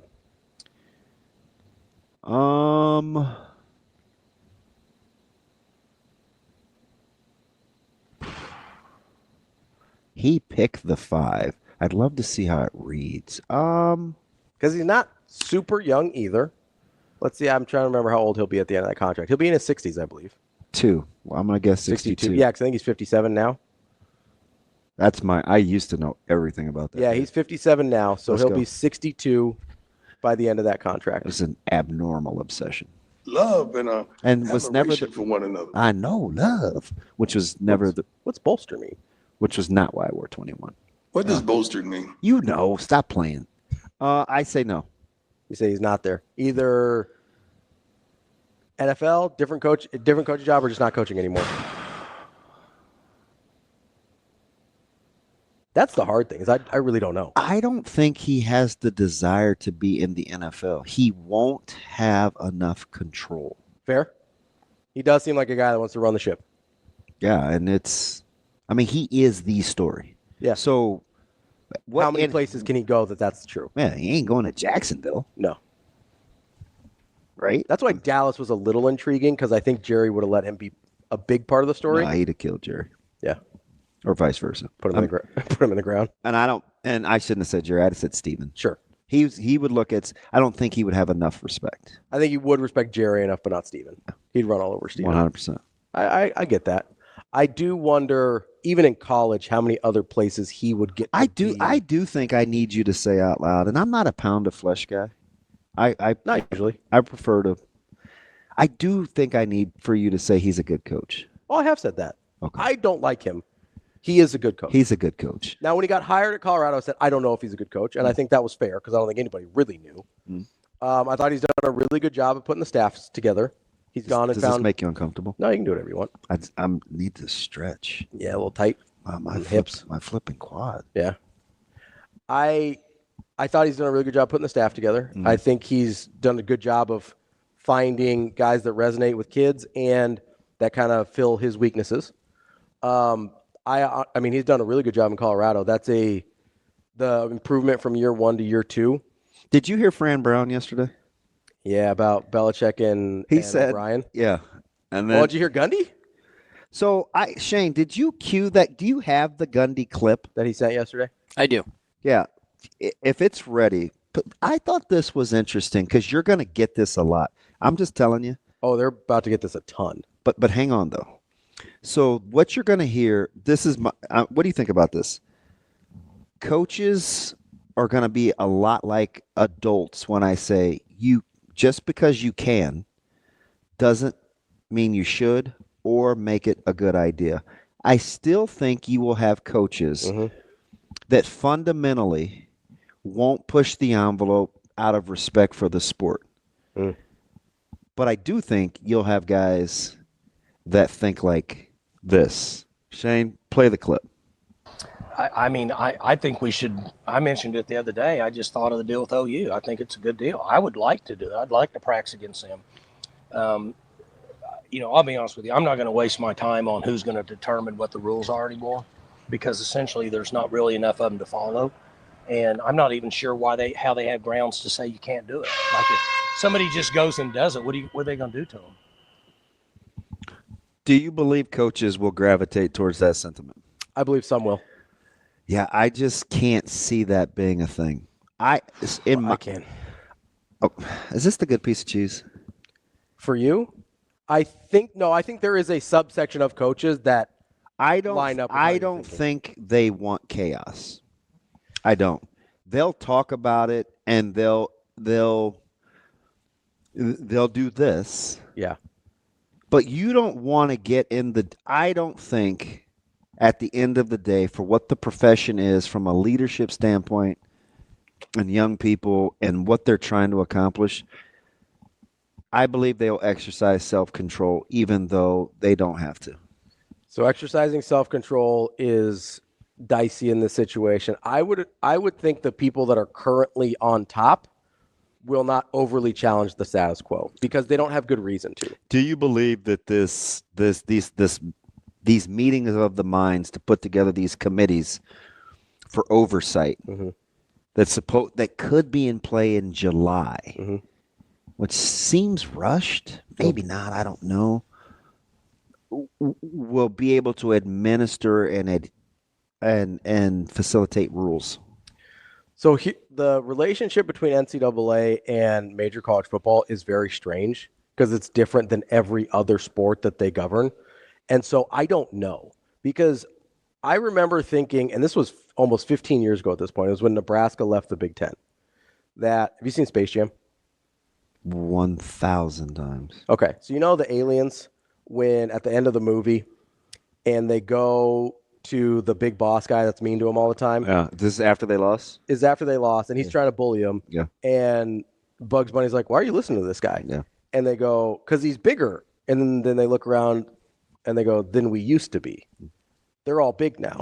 Major college football is bigger than the NCAA now. Okay, let me ask you something. Yeah. How many times have you thought to yourself, well, who's going to stop me? And then you do it anyway? Probably more times than I care to admit. Really? Yeah. I think that now, when I was younger, mostly. Okay, that's fair. Yeah. Right? Oh, same way. Yeah. I mean, now a lot less because I've got more restraint. I grew up thinking Billy Jack was like the greatest person ever because he pushed the envelope. Yeah. Like that's how I used to think. Yeah, like there's a part of me that still likes Tommy Shelby because he goes, hey, who's going to stop us? Okay. Shane, how many times have you been in a position where you say, well, who's going to stop me? Clearly, the show couldn't function for years without you. Did you ever think about abusing that power? Oh, I abuse it every day. I'm not talking about your privates. I'm talking about your job. Private life, Shane, your private life. Have I ever thought about abusing it? No. Hey, I'm pushing the envelope. I'm Billy Jack.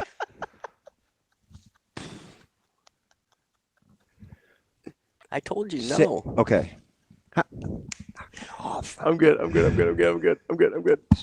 cool. My bad. I'm cool. I'm cool.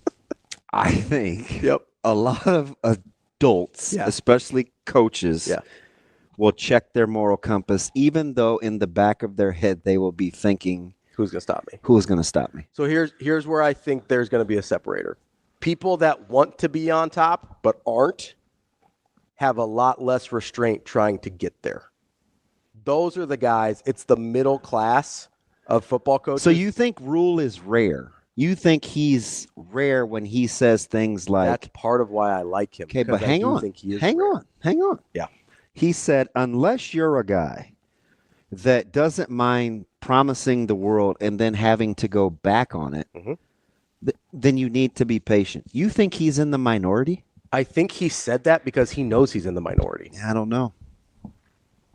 I think there's a lot of guys. And listen, I can speak more. And there's a difference between being myopic and naive. I don't think I'm either. I don't think you're either. I do think this is one of the things where you're giving people the benefit of the doubt. But because I know the downside of it. I do too. And I think they do too. I'm just telling you, when you let being unchecked, because you can, direct your behavior, it's not going to end well. And I think they know that too. I think you have to go only as far to look at. So more Gundys than rules. Yes. Well, I don't know about more, but here's the problem: is you don't have to have more. If you only have a handful of guys that operate like Gundy, it kind of messes it up for everybody. Not really. I think so. Not really. Because once you have this, even if it's a 2-to-1 ratio of rules to Gundys, right? 2-to-1 ratio of guys that have a moral compass. And I'm not even saying Gundy doesn't, because he sounds sort of like he's more of a talker in this situation than he would actually do it. But we'll use Gundy just for an example. If you've got a 2-to-1 rule to Gundy ratio, you have a third of your sport in open rebellion against your governing body, you're screwed. So you understand at the same point, okay, let's say I humor that. All right? Mm-hmm. I'm listening. I'm listening. It's a good listening face. Thank you. I'm still shook over it. Anyway, you still realize that these guys, let's say Gundy puts his money where his mouth is. Mm-hmm. He's always yapping anyway. Yeah. Guys, you know what? He talks a lot. I'm going to get together with this Venables guy, mm-hmm. and we're going to bring Oklahoma on up. We're going to fly them on up. Mm-hmm. At what point do you convince your players, even though there's no real permission, it's not sanctioned, it's not anything that anybody's, you know that you're not supposed to be doing it. Mm-hmm. At what point do you think, or how long does it take to get your players to buy in that you're doing it anyway in a position of leadership where you're showing outward defiance? I think it really depends on your relationship with the team. Yeah. Like because what? I don't think that's sustainable. Yeah, I don't know about sustainable, but that's the thing. You don't think guys will be like, are we supposed to be doing this? That's the thing about chaos, though. It doesn't have to be sustainable to be disruptive. But that's not the point. I said I talked about staying power. Yeah. I think coaches know at the end of the day there is no staying power in chaos. That's why I pointed to the kind of middle class of coaches, right? Because for people that are at the top, staying power is important because they've already achieved, they've reached goals, and now they're trying to stay in that position. If you've got this middle class of coaches that looking at it and goes, okay, I can't or haven't had the opportunity to get to that upper tier of college football the way I'm doing things, then all of a sudden long-term thinking. When's the last time you took your ball and went home? Because you weren't invited to the party, you're going to have your own? I think there's a lot of people that think that way. I don't know, man. That's wild. Not at that point doing what they do, because I think you have to think about what their character traits are that got them to this point. I get that. I do. But I also... Are you sure? I do. I also think that there's I don't want to say a lot. There's a significant section of coaches that are there because of their acumen and not their character. Fair. Right? Why would that be any different than the rest of the population? Right. So they have this acumen. That doesn't mean that they have the best interest of anyone else at heart.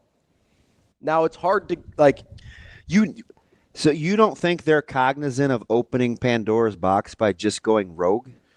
So here's the thing. I think they're cognizant of it. I think there's a point where you don't care. Like if you're... I don't think it's so bad yet. Maybe it's not. But I do know that those people exist. And that's part of the reason. And I don't think Deion's like this because I think he'll kind of... I don't know. He'll listen to the powers that be that tell him, hey... Well, I think at some point, and moral isn't the... I'm not talking about like moral turpitude. I'm talking about... Like he believes in the institution enough to let it rule itself, right? I think there's enough respect from him. Because I don't think everybody's like that. Because hear my heart. Yeah. And I mean this. This is... Nobody's paying me for this. Mm-hmm. Well, technically, Bill, but... Not this specific point, though. A relationship, this is just my opinion. Mm-hmm. Write this down. I feel like this guy that does this algorithm with his wife. Okay. And he goes, write this down. And it's always something funny about the difference between men and women. A relationship can overcome any emotion or feeling, I should say, because there's a difference, except one. I think the only feeling that is not, you're not able to overcome in a relationship, I don't care if it's boss, employee, coach, player, spouse, whatever. Resentment. Cannot overcome contempt. Once there's contempt, It's over. it is Vince Carter over. Yeah. So ask yourself, is there contempt in this relationship? And Google contempt. When you believe something is not worthy or beneath you or it deserves, you have to Google contempt. The feeling that a person or thing is beneath consideration, worthless, or deserving scorn. So if you think that, it can overcome lying, it can overcome disrespect, it can overcome betrayal, anger, anything. Once contempt creeps in, ball game. Forget it. So don't even waste your time. So when you start doing that, and you invite that into your sport in a position of leadership, it's over. Here's my question. It's over. Are there enough coaches? And again, I don't think it has to be a majority. I don't even think it has to be close to a majority. I think you're talking about a quarter of a third of coaches. Why do you who has that kind of stroke? We're talking about a sport that's ran by 2 conferences. I get that, but that's part of why contempt can creep into the conversation for other people. Because if you're not part of the haves, the have-nots are the ones that gain contempt for a situation. So okay, all right, I'm with you. But so what's the end game? That's my favorite question, right? In conflict, I say this what's the end game? Like, why are you acting like this? So here's the thing. I agree. But when you see the end game as I would typically say what's the desired outcome. Right, but if you see what's currently happening and you go, hey, there's no way under the current circumstances for me to reach my desired outcome, which is to be a college football power, right? Like, let's say that's the desired outcome for everybody here. Make the most money, be in the position of influences, be a college football power, and all that entails. So then the next question would be, how does being defiant help me get there? Okay, but if you sit there and you go, in my current position, I'm in the Big 12. Let's say I'm in the Big 12 or ACC. You're Scott Frost. In my current position. You got North Carolina coming up. Is there any way for a new Big 12 member in UCF to have the same kind of stroke that anybody in the SEC or Big 12 or Big 10 has? Well, the better question is the follow-up. What's that? If the answer is no, am I willing to do this? Right. But if the answer is no, and you feel 100% that the answer is no, the things that some people are willing to do really open up. Because what do we always say? Hey, I can't win with you. I might as well lose without you. Because then at least they feel like they're doing something and they're not just resigned to their fates. That's the other thing about college football coaches and the way they're built for the most part, is if they don't feel there's a path forward for them to be successful under the current landscape, they'll try and change the landscape. So that is interesting. I think on an individual level, I've said this before, and this is dealing with young people because it's really the only thing that I love, other than my dogs. When you lose hope, the consequences don't matter. Exactly. Right? So I understand that. Yes. I understand that. You lose hope. That's why sometimes, well, why didn't you just do that? Well, I don't believe in it. So what difference does the outcome make? When you're overseeing groups, you're not afforded that luxury. As an individual entity, cool. I'm hungry, therefore I stole. I didn't have any belief that it was going to get any better. The outcome of being arrested did not really matter. Okay, right? That's a granular scale. When I'm responsible for 100 other people representing an institution, it's my original point. I think you're less likely to go out on your skis and go rogue as an overseer of the greater good. I just think your behavior, again, I don't have a better term than moral compass, but your sense of right and wrong. Yeah. Your obligation. I'm not, because I'm not empowering morality. I'm talking about as a representative, how does it feel to me to be overseeing this? That's why I don't like when Gundy says things like that, because he's inside. If you feel like that, then do it and let me know how that works out for you. Yeah, he's that's the at the end of the day. That's what I want to say to Gundy. Go, hey, hit Venables up. Whose dime is that going to be on? So there's whose dime is that going to be on? There's two things there. Whose dime is that going to be on? I get it. Right? Like he's just talking. There's two things here, though.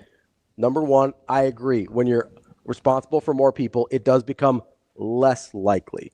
Not that it won't happen, but I do think it becomes less likely. The second thing there is, and I think this is maybe a little bit of a blind spot for you because you do care so much about the people that you are in charge of or oversee. I think you assume everyone is like that in the profession. And listen, I get that most people are. I think there's enough that aren't. Okay, maybe that's my only point. Maybe I'm not saying it correctly. I think between the infrastructures of coaches as overseers of young people, as representatives of the university, it's such a small fraternity. They won't do each other like that.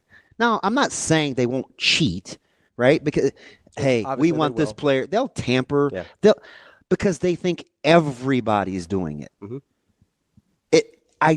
But somebody started doing that first before. I everybody was think doing the it. respect that they have for the fraternity keeps them in check. Like, do you really want to be the agent of chaos amongst your peer group? If you feel like you have nothing to lose, well, how bad is it? For people in a certain level of college football, like we've talked about this before. He jumped the Gundy. Gundy did for sure, but here's the thing: we've talked about this since the revenue sharing came out. There's going to be a class of college football that we talked about it when talking about people that might take on private equity money. Rules talked about it of people that are going to have to fundraise to get to their revenue share every year. There's a class of people that are going to become incredibly desperate to survive, and then they'll start doing stuff that we never thought was possible before. Well, we'll see. That's what I believe. I think the new model is going to put people in a place of desperation that makes all bets are off. Because you're right.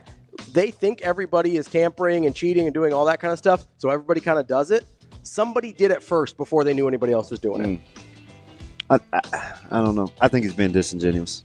I think Gundy's probably being disingenuous, but I think there's people who go out there and hear that and are like, oh, he's got a point. Well, everybody else is doing it. But they aren't. I know, Damon, I know. Well, why didn't Fran just take his team over to Boulder? Who's footing that bill? Somebody.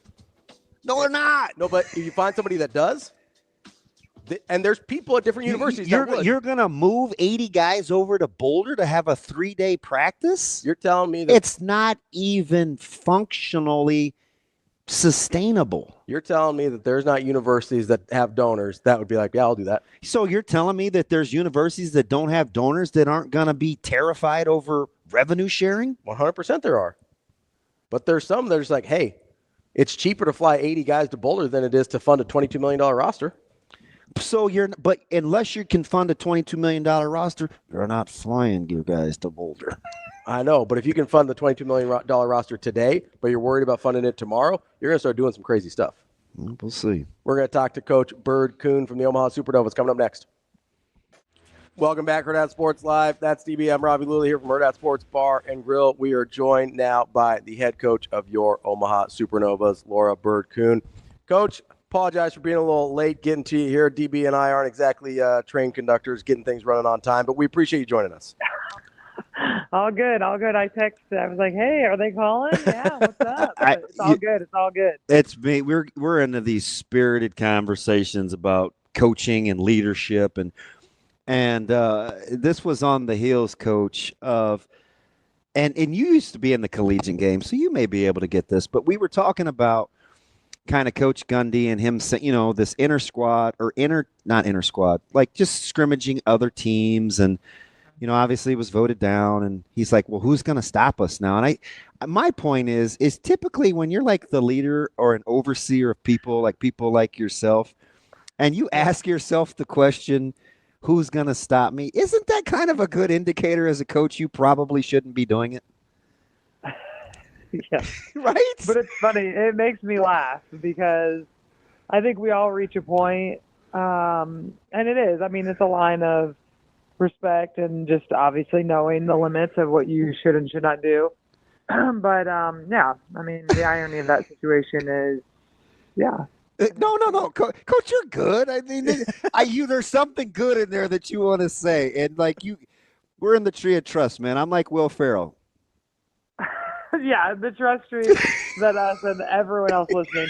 That gets me, Hey, guys. so we're streaming to 12,000 people. It's fine. Sometimes it gets me when I'm on the radio or just in the conversation. I'm like, oh yeah, no one's listening to this. I can't see them. Guess what? Yeah, I've one's gonna hear this. So you won't. The list of just the dumb things I said today is embarrassing, and I do this for a living. I was mortified. I forgot the camera was on once, Coach, and it's been a debacle ever since. So, hey, man. Yeah, I mean, I get it. I've been there. The radio really gets me. It can do that. It's like they can't see me. Oh wait, yeah, they can. It's true. If there's nobody in the room, I feel like there's nobody else that can see me or hear me. Right, this isn't real. We can say whatever we want. I'm just gonna keep telling myself that. By the way, I mean, Coach, we're only on the internet now, so we can say whatever we want.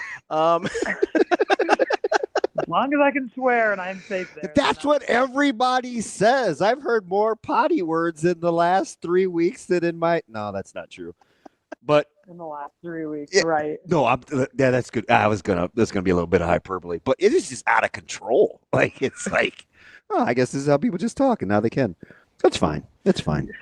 The floor is yours, Coach. Gotta ask you about kind of this hot streak that you guys have been on, playing great volleyball right now, and really have found a groove here as of late. Just what do you see going on with this team that makes you think they're clicking so well? Well, I mean, throughout the season, we talk about this, the evolution and the time just spent training and playing and competing together, and every team is getting better right now. You can see it across the board. But going into this home stretch, this last month is going to be the most challenging. I mean, everyone's on the same wavelength. We've all been playing together for 3 months almost, and now it's like go time. So even though we've been playing well, we need to play consistent. And so it's the way we train, though. I love this team and the way they get after it in the gym. I mean, it doesn't matter where we're at in the season. This last 2 days of practice has been hilarious. We always find ways to challenge them and get them going, and whether it's a new drill or a new scoring, and they literally lose their mind when we start competing. That's hysterical. So it's fun. They're a fun group. Coach, let me ask you something, especially coming off a season that was so successful, and you get some new faces, so maybe this helps, but you know how to play the long game. You've done this a ton. You've talked intimately about training and resting and knowing how to maximize. And how do you keep from not intentionally kind of just leveling up, or do you embrace it knowing that you want to be playing your best volleyball down the stretch? Like, is there some sort of balance there for you?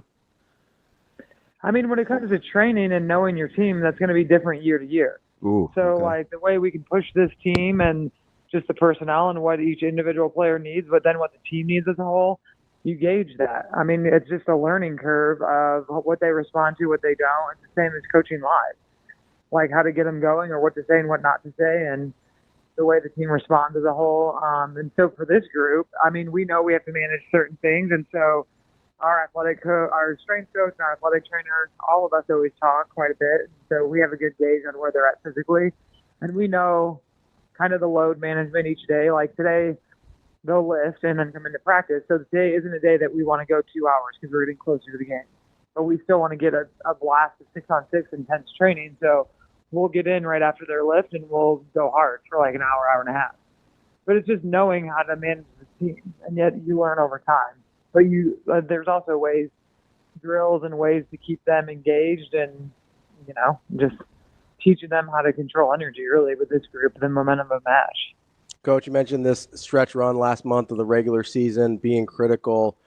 Are there specific things you're looking to try and accomplish over this last month, or is it just, hey, you want to be healthy and feel like you're playing your best volleyball? Both. I think it's a combo of both. We want to be healthy and playing our best, but we also have little things that we still need to get better at. I mean, we need to execute at a higher level when it comes to our first ball contacts. Like, we've been serving well, but I don't think we've been passing great.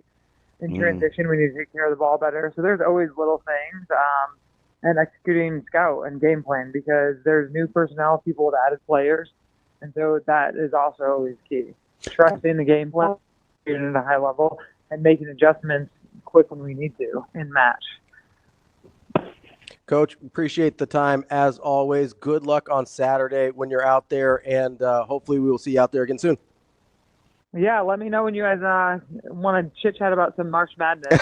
And all that. Hey, next time we'll let you recap the finals after Monday. Because I know you got some hot takes. You do a good job of being pretty reserved, but I know there's some good stuff in there. We'll get it out of you. Oh yeah. Give me a safe space. We'll get into it. You got it. We're the epitome of safe. Coach, appreciate the time. Good luck this weekend. All right, thanks. Thanks, Coach. We'll be right back in just a minute with Brian Edwards, our Vegas Insider. We're back here on Hurrdat Sports Live. That's DB. I'm Ravi Lulla here at Hurrdat Sports Bar and Grill. We're joined now by our Vegas friend from Major Wager, Brian Edwards. What's going on, B? Good morning, guys. What's happening? We're just trying to make it, B. This new schedule of being able to kind of do what we want is for a couple guys that have zero concept of time or self-control. Speak for yourself. We are trying to kind of negotiate. And, here's the hard part, B. We have got to learn and keep reminding ourselves that we can come back from a break whenever we want to. It doesn't have to be 3 minutes. It doesn't have to be 4 minutes. It doesn't have to be 2. So, if we just want to catch our breath, high five for me, stretch, we can come right back to you. We don't have to rush you either now. So I feel good. If this is an apology for us getting started late, hold your breath. That's fine with me. No problem. Well, I had to give you time to find the right buttons too. Right, exactly. I mean, I'm always running a minute or 3 behind, so it's fine with me. Have you been spending your winnings, or what's up? How we doing? Well, I'm waiting to see how these future bets turn out because I've kind of you swallowed a canary. You got all excited. I kind of got a couple of like hedgish type things going for my Florida 35-1 because I also did Walter Clayton 6-1 to win most outstanding player, but I have that hedged with Cooper Flagg plus 255 to win most outstanding player. I did an exacta with Florida Duke to make the finals, both of them plus 250. I did an exacta final result with Duke to beat Florida plus 420 and Florida to beat Duke at plus 590. So I've got all kind of pieces working here. And so, no, I'm not making any plans to spend any money. We got to get to Tuesday. When you bringing me out, where are we traveling? Yeah, we got to see how everything shakes out, guys. A lot of sharks in that Destin area. Maybe we need to go back west towards Vegas. Well, and I also have plans to go to UFC 314 in Miami next weekend. So that's a great card. That's a really good card. I don't know if I'd say great. That's a really good card. Yeah, I agree. Now they did just lose Jeff Neal and Prater. They did, and now they did Prater to face Gary in UFC Kansas City main event on somewhat short notice. I think I think it's April 26th, I want to say. So, got all kind of UFC stuff going. B, are you how locked in are you on the crown right now? Pretty good. About as locked in as Gus Johnson? Right? Yeah. That's a good impersonation. I like that. Yeah, I had Boise first half yesterday. I had a Boise, Nebraska moneyline parlay yesterday. And what is that now? 3 days ago. And I had Chattanooga NIT 2 nights ago, and I got Chattanooga again tonight. So now, but I've been like small amounts this week because I'm tired of stressing on these big bets. I'll get back to that this everybody's week. In the tree of trust. We just say things because we're authentic. It's good to know you're human, B. You see, not a machine. You don't like all right, Rocky. You don't like stressing big money when you have no idea who's going to play? No, yeah. I have actually hit a couple of NBA bets too. The Hawks over the last 2 nights. You're such a glutton. The NBA is so hard. That's why I just do the Hawks overs. But yes, you're right. You don't know who's going to play. You have no idea. Before noon, you literally have no idea who's playing. Yeah, And who was it the other day? They were especially playing the end of Bulls. season. Somebody was up 37 at the half. It was like 77 to 40. Oh, yeah. And I'm they like, won by 10. I mean, kind of. They won. It was like 19. Yeah. Right. You know, it's just weird. I saw last night. What was the clip joint? The Clippers were like 18 over the Pelicans. I'm like, what is going on? Well, the Pelicans shut down half their squad. So that's the other problem. End of the season is even worse because you really don't know who's going to play. Yeah, because you got the tanking, and then you've got like other teams who are just vying. I don't know. I'd feel a lot better if I knew Cooper Flagg was actually going to come out For the draft? Yeah, if you're going to tank. I mean, he's coming out. Come on. I don't know. Come on. Okay. Come on. All right. Life is good in Raleigh, Durham. In Durham, I should say. Yeah. Life's good in the NBA, too. I don't know if you know that. I don't know. It's a lot safer, too. Like, would you like to be a Wizard? Like Reed Shepherd last year at Kentucky. I'm like, why are you leaving for the NBA, bro? You could be the king of Lexington and probably get $5-7 million in NIL, and you're going to go to the NBA and be on airplanes all the time and hardly play. And I looked at his stats a few weeks back. Oh, he doesn't play at all. Right. Like, what was he thinking? He's thinking get that first round money. Tough. All right, let's start with. You want to start with UTC and kind of how you have that wrapped up? What do you like?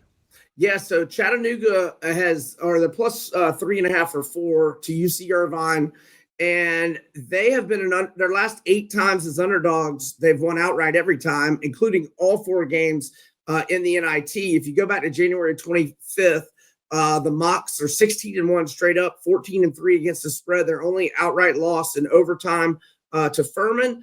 I like the Mocs. I like them to win outright against UC Irvine tonight, but I would go plus 4, for like a unit, and then like a quarter to half unit on plus 160 on the money line.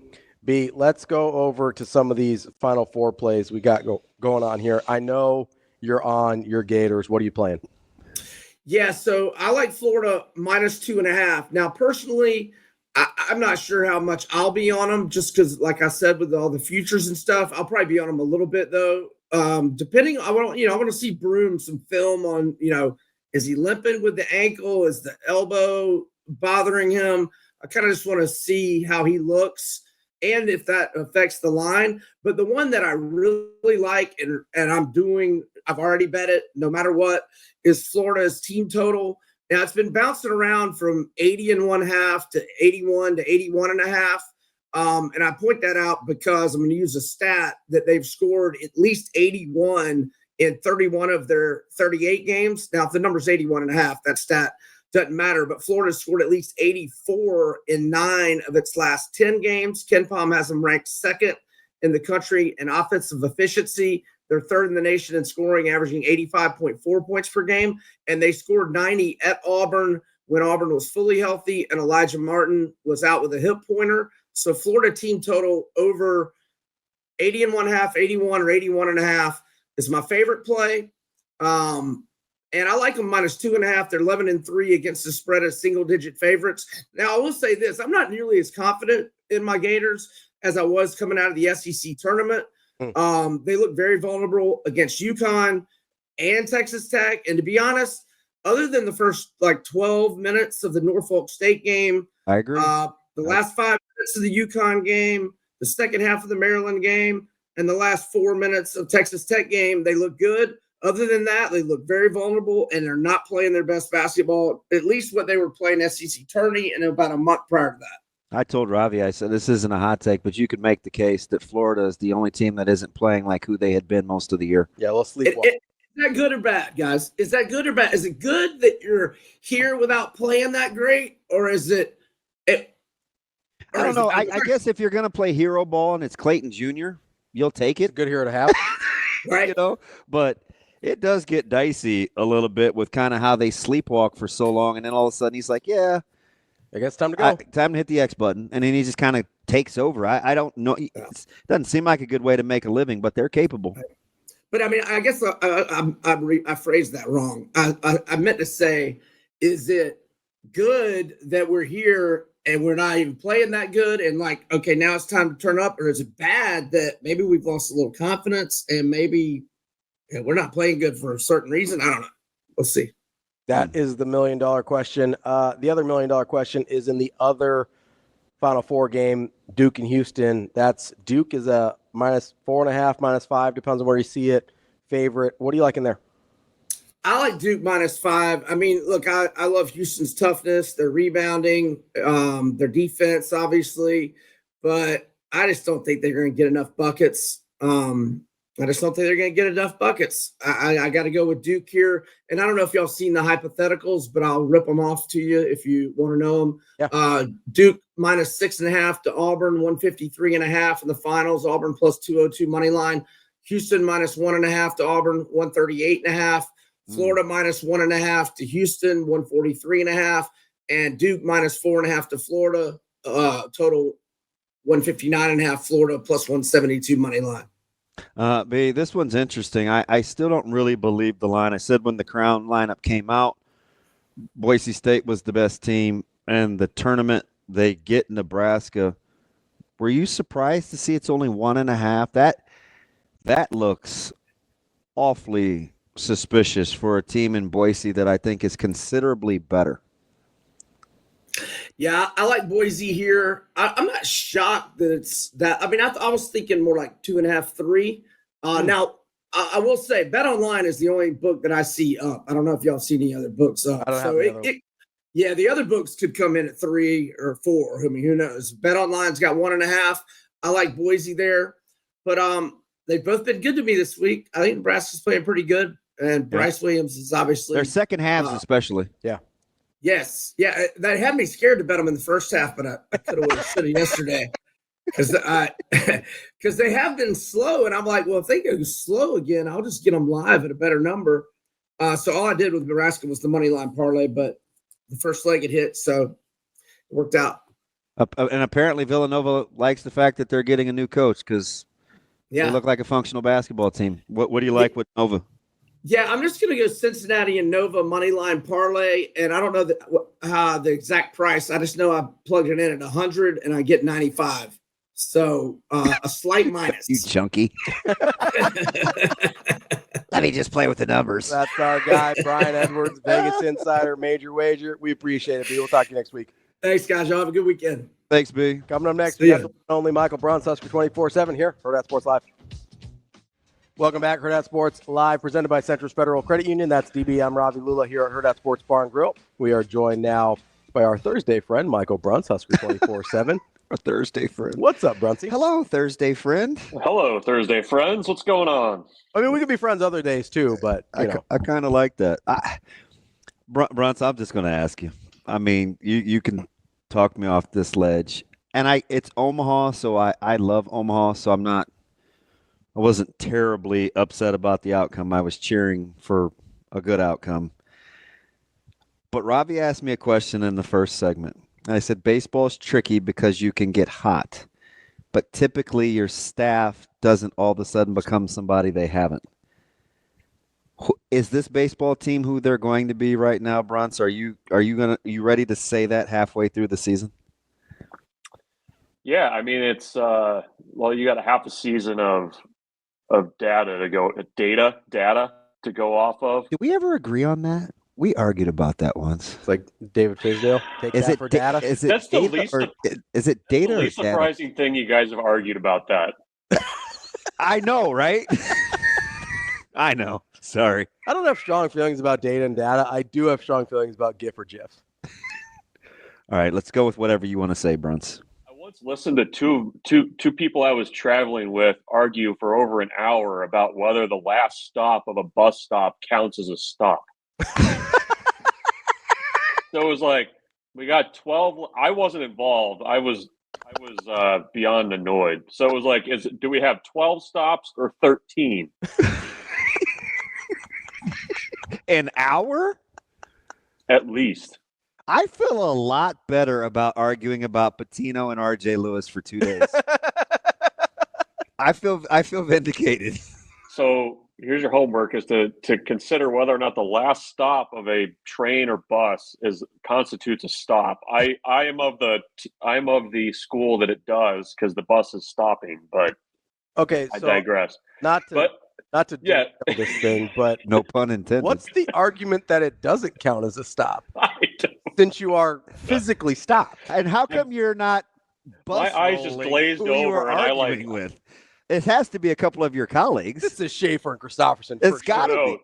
No, this is way before 24/7 was even a thing. So that's anyways. You were asking about Nebraska baseball, and Are you ready to rest in it, even though you know this is baseball?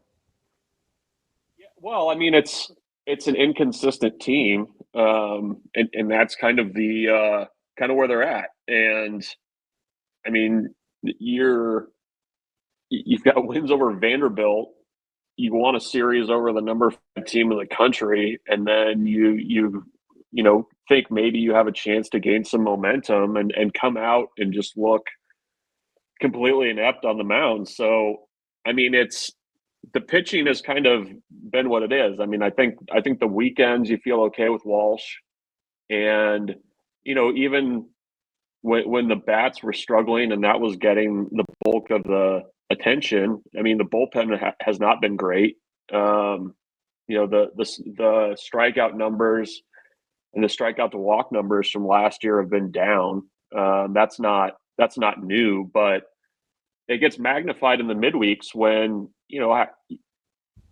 I don't know at what level of baseball. I mean, I don't even know at Little League that you can expect to walk as many guys and hit as many guys as Nebraska has in the last 48 hours. Yeah, and midweek had been good, Bruntz. I know. Okay, State. Well, and then I guess are we reverting back to where the midweeks are a struggle and then the weekends look good? I mean, I think it's just an inconsistent team right now. And I mean, the one thing you can say is whatever took place between getting back from California and going to Manhattan seems to have helped the offense quite a bit, because you're getting guys hitting. I mean, they beat some really good arms against Oregon State last weekend.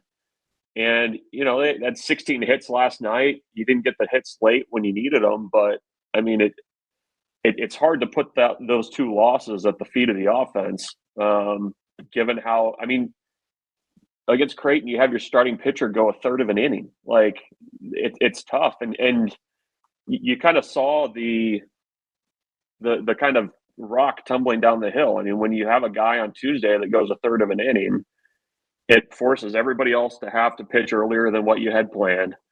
And then when you have 2 midweeks like Nebraska did this week, you got to the end of that game against Omaha, and you're kind of looking at the roster like, okay, like who's left? Like who can get to the 9th inning? I mean, you had Ty Horn essentially throwing his bullpen in the last inning. You had Unger making his debut. Like Aiden Wyatt, I can't remember if he'd pitched previously, but I mean, that kind of tells you the residual effects of not getting it done earlier in the week. So to answer your question, I think I am comfortable saying that this is just an inconsistent team. I mean, it would not shock me at all if they go out and like sweep Rutgers this weekend. Like that's just kind of where they're at right now. Bruntz, do you find it encouraging or discouraging that we've seen sort of both phases of the game look good at different points of the season, but they can't ever seem to line up to be good at the same time? Like, is that a positive or negative in your mind? Because it speaks to the inconsistency, but it also sort of is more infuriating that it almost is flip-flopped. Yeah, no, it is infuriating. And I think it kind of, I mean, has the pitching been really good this year? Like, I'm trying to think. I do think Walsh has pitched better than 3 and 4, but Horn has not pitched better than 0 and 4. No. Although in Louisiana, I thought Horn had earned better.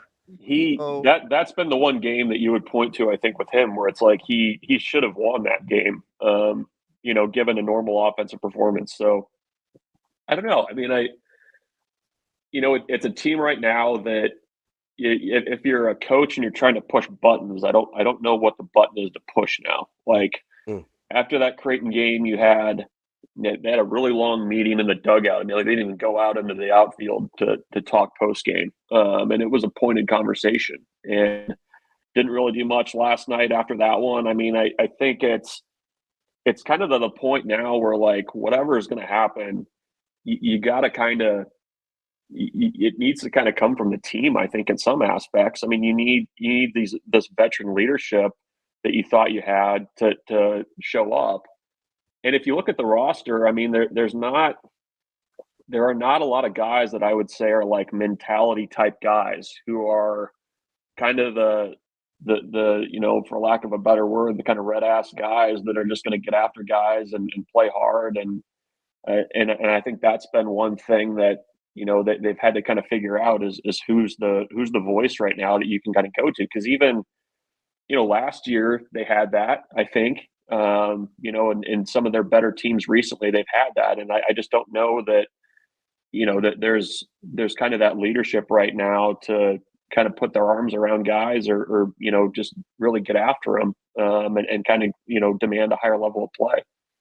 So, Bruntz, one thing that I've seen asked a bunch over the last 24 to 48 hours is kind of what's wrong with the pitchers, most specifically to do with all the walks that you talked about. As you look at this team, the way it's constructed and the coaching staff, do you tend to put that on, hey, there's something going on between the ears that maybe Rob Childress needs to address? It's just the arms, they're not talented enough to execute the way they need them to, like just a weird, fluky series of events. Like, where do you put what we've seen with the walks and kind of all of that with the pitching staff? Yeah, I don't know. I mean, it's, I think there's more depth on this staff this year. They've got a lot of guys that throw really hard. I think control might be, given up a little bit for some of that velocity. I mean, even Yasa, I mean, his numbers this year have not been all that different from where he was last summer. I thought we would see him against Creighton to start that one. Well, I think you would have had he not thrown against Oregon State. And, I think, I do think that there's probably, some arms that are still developing. I mean, some of those, Coates is still a sophomore. Yasa, was not a guy that they were going to put on the mound last year because of the inconsistencies in his development as a pitcher.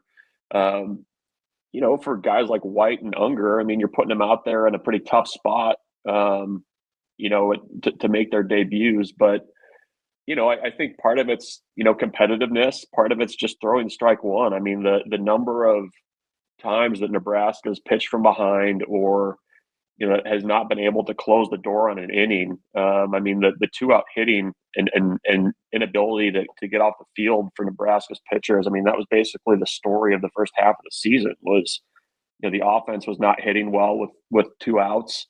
And, teams playing Nebraska seemed to do it whenever they wanted. So I don't know. I think it's probably mental a little bit. I mean, as much as hitting's probably contagious, I think sometimes when you're not able to throw the ball over the plate, that kind of seeps in too. But, they got to figure out who they can trust right now to throw strikes. Cause it's, aside from Will Walsh, there's not a lot of guys that are consistent right now in that aspect.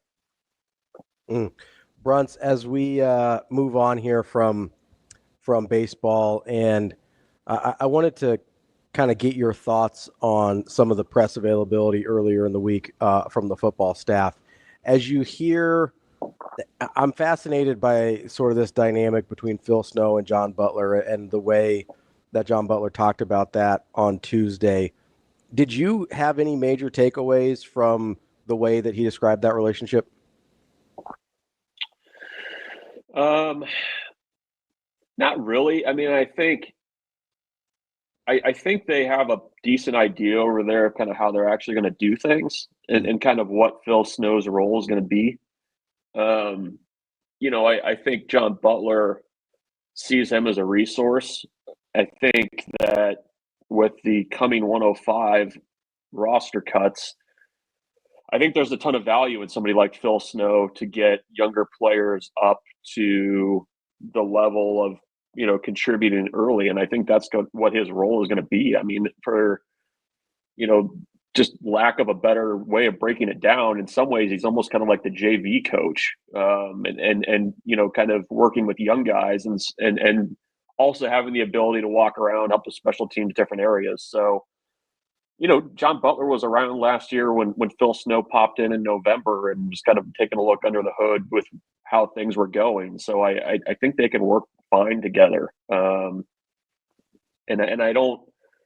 I see this some places and on our message board sometimes. Is he looking over his shoulder? Like I don't get the sense that Phil Snow at this point in his career is looking to be a coordinator or take on some kind of huge role. Like I think if anything, like the expanded staffs like lined up perfectly timing wise for a guy like Phil Snow to come back, kind of do what he wants to do and not have the pressure of having to recruit and everything else that comes with being a coordinator. So I think it has the potential to work really well. And when you get into like game planning, I mean, it's pretty darn valuable to have somebody with that kind of experience weighing in on the conversation, I think, as long as, somebody in that coordinator chair has the confidence to not feel threatened. And I don't get the sense that John Butler's lacking confidence.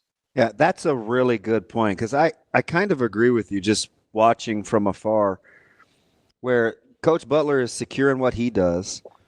And there's this like admiration for Snow's talents because he's such a good technician and a teacher. I think it seems like he welcomes the fact that Snow can work with these young guys and teach technique and fundamentals. And then you get them back in these reps and it's like, shoot, man, give this guy long enough, these young guys can run down the old guys. Like I think they like that yin and yang from a teaching standpoint where Butler can be the philosoph and Snow can be the detail change-up guy. Yeah. John Butler's kind of like that mix of philosoph and energy. And he's not I like him quite a bit. Yeah. You don't need to search for him at practice. I appreciate that. I agree. The amount of teaching and direction and hands-on stuff between him and Terry and you got Coach Rule doing his thing, Coach Holger. Like there is a ton of instruction real time. It's funny, like the narrative around the first Rule staff was like how inexperienced and young they were. And you look at the staff now, I mean, just on defense, you've got Phil Snow over there kind of being a walk-around guy, John Butler, who's done, been in the NFL, he's coached at the college level a lot. Addison Williams, who was a defensive coordinator at UCF, I mean, he's got coordinator experience there. Rob Dvorak's been around a little bit. Terry Braden's been with the Chiefs for a number of years. Like it's going to be interesting to kind of see how they bring all that together because, I'm sure there's guys that have a lot of opinions. I'm sure that, I know there's a, pretty diverse amount of experience there. So kind of how that soup gets made is going to be interesting when they get on the field in the fall. But I do think, especially, with Matt Rule saying in the past that they kind of view almost like a roster split where you've got like your first 50, 53 or so. And, you're, for lack of a better phrase, or your practice squad. I mean, I think the teams that figure out how to get that back 53 up to speed quicker, I think are going to have a lot of success. So I think there's a ton of value in a guy like Phil Snow making that happen, being able to work with those guys. I mean, during the open availability, I mean, it was every early enrollee defensive player, every redshirt freshman defensive player was over there working with Phil Snow on technique. So I think there's a lot of value there. Bruntz, is there an assistant that you're like chomping at the bit to hear from either for the first time this spring or again this spring? Yeah, I think Addison is the one. We don't get him all spring, do we? Because I think Butler's back up on the 17th. I don't know. I need to look at my calendar. I don't have my appointments in front of me here. I don't know if I talked myself into this, but the linebacker group intrigues me and how that's going to play out. I think getting right back for a seventh season, I think was really big with that group. I think you've got Shavers, you've got, you've got a few veteran guys there. You also have kind of the next group of guys that have been around for a long time, but haven't really done much at the linebacker spot. Then you've got the young guys behind them. I mean, I'm curious to hear from Rob Dvorak about how that's going to play out. I think certainly the defensive line deserves a lot of attention, but that second level intrigues me with how that group kind of is going to come together. So I guess Dvorak, is that a off the wall answer? No, that's a good one. You're the only person in 3 weeks that's brought him up. When I said Bruntz, the question that I was asking guys is, hey, what position group would you spend the most time with if you wanted to learn and cover the content for the rest of the spring? And it's the only group you could go with. And I said I would take the second level guys. And I get it. The D-line's interesting. O-line's interesting. There's plenty of DBs to talk about. Wide receivers is interesting. But I'm with you. I think the second level is going to be crucial to how this team, their ceiling defensively. I think a lot of it has to do with the guys at the second level. And I have a huge affinity for Dvorak. So it just kind of fits my eye. Well, I don't know that we talk enough about like the work that they've done in developing linebackers that were kind of not in the picture, right? Like you went that first year where Bayer wasn't even on the radar, and he's, all of a sudden, a very coveted linebacker 2 years later in the portal. John Bullock's a walk-on safety, not even really in the plans, and he becomes a really key 2-year starter. I'm eager to see if there's kind of that next person that they add to the mix there to bring along. I mean, I think there's candidates, but how they are able to get to 3 or 4 guys in the rotation in that middle line or that inside linebacker group, I think is going to be probably maybe under the radar storyline going into the fall, because I think they can get by with 3, but if you get to 4 and 4 guys you can truly rely on, I mean, I think the defense would be much better for it.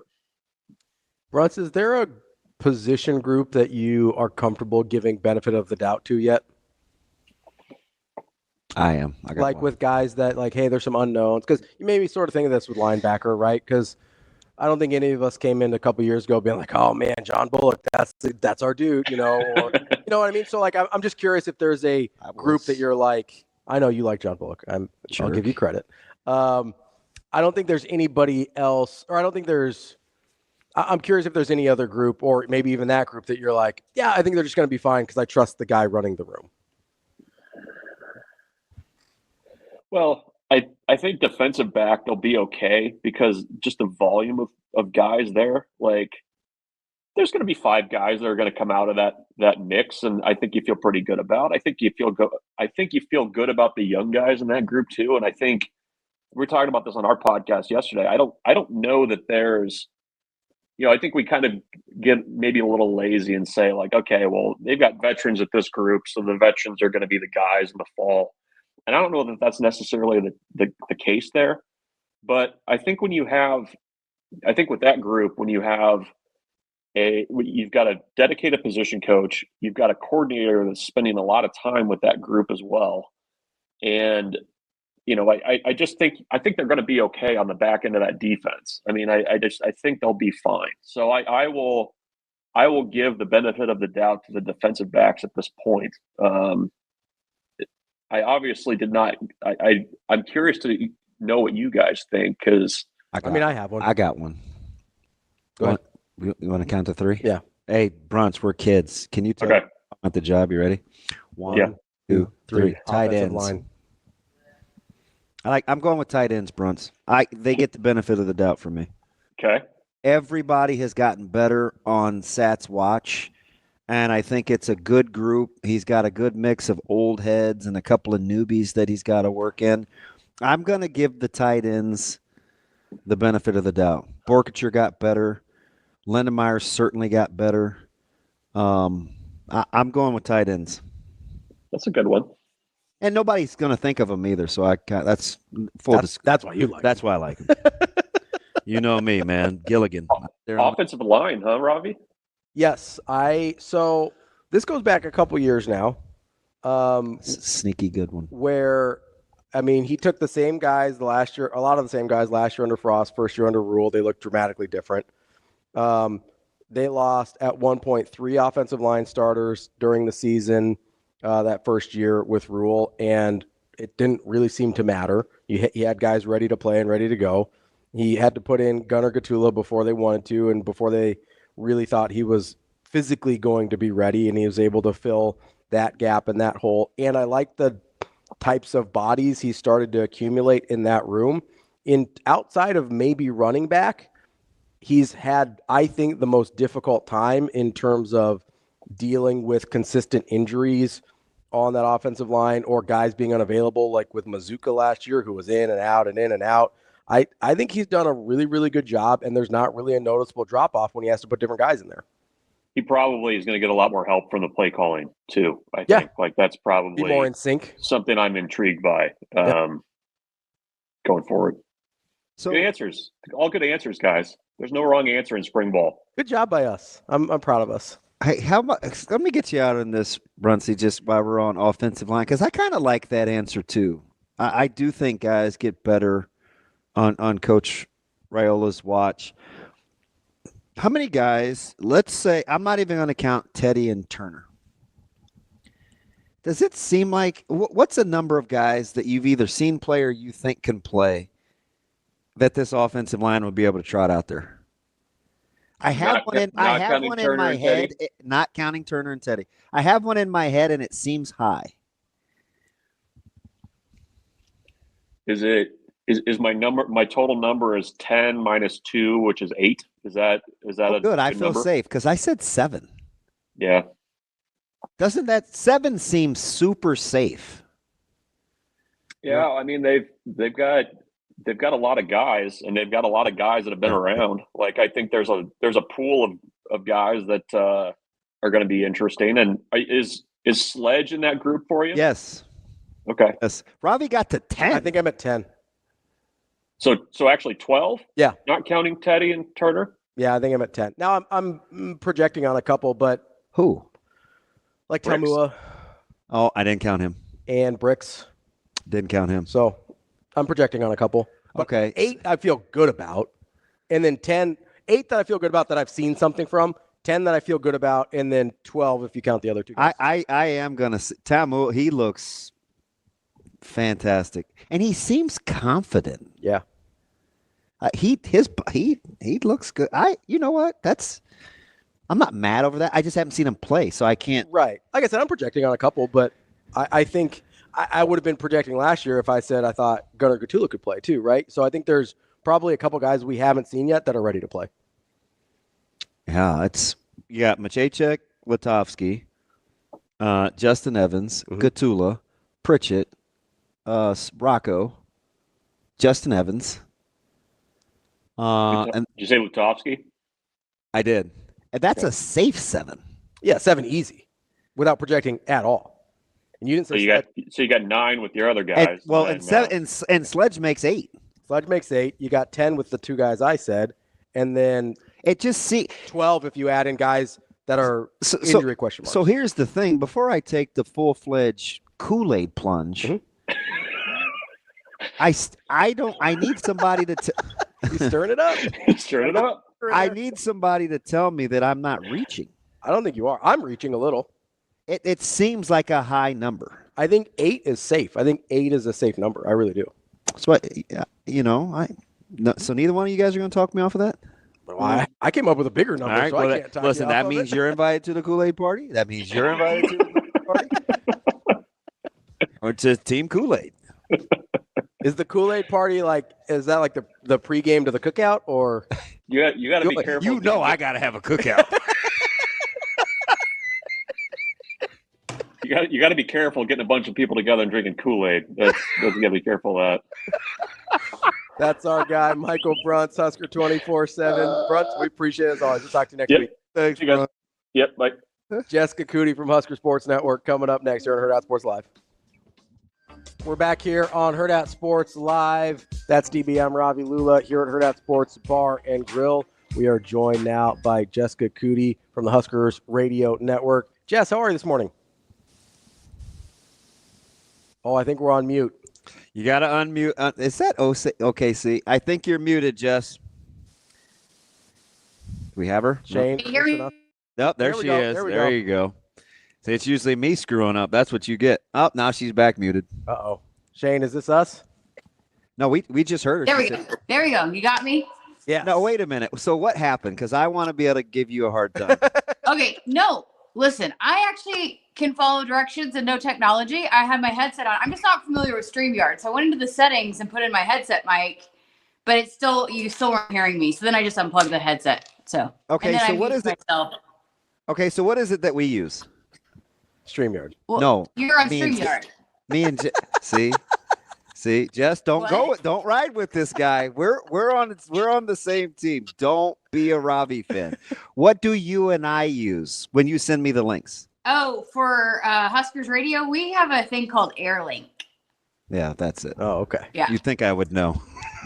I don't. So we're rocking. I have to send it to him every time. He doesn't just save it, and I have to email it to him to his Gmail. I just hit.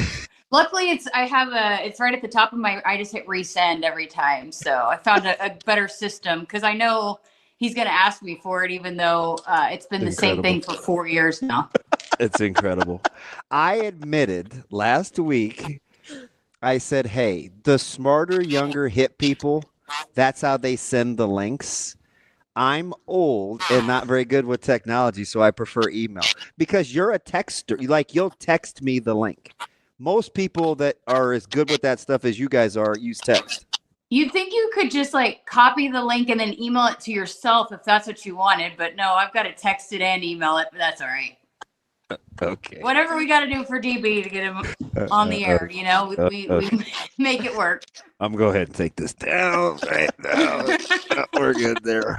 So, Jess, I see we're rocking the OKC Thunder shirt today. How you feeling about your squad? They're they low key could win 60 games, or 70 games. They got a 14-game lead.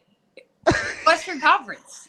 I mean, how you feeling about and SGA? I'm feeling pretty good this year. How you feeling about the double bigs lineup with Chet and Isaiah? It would be cool to see them play Cleveland. They're killing it.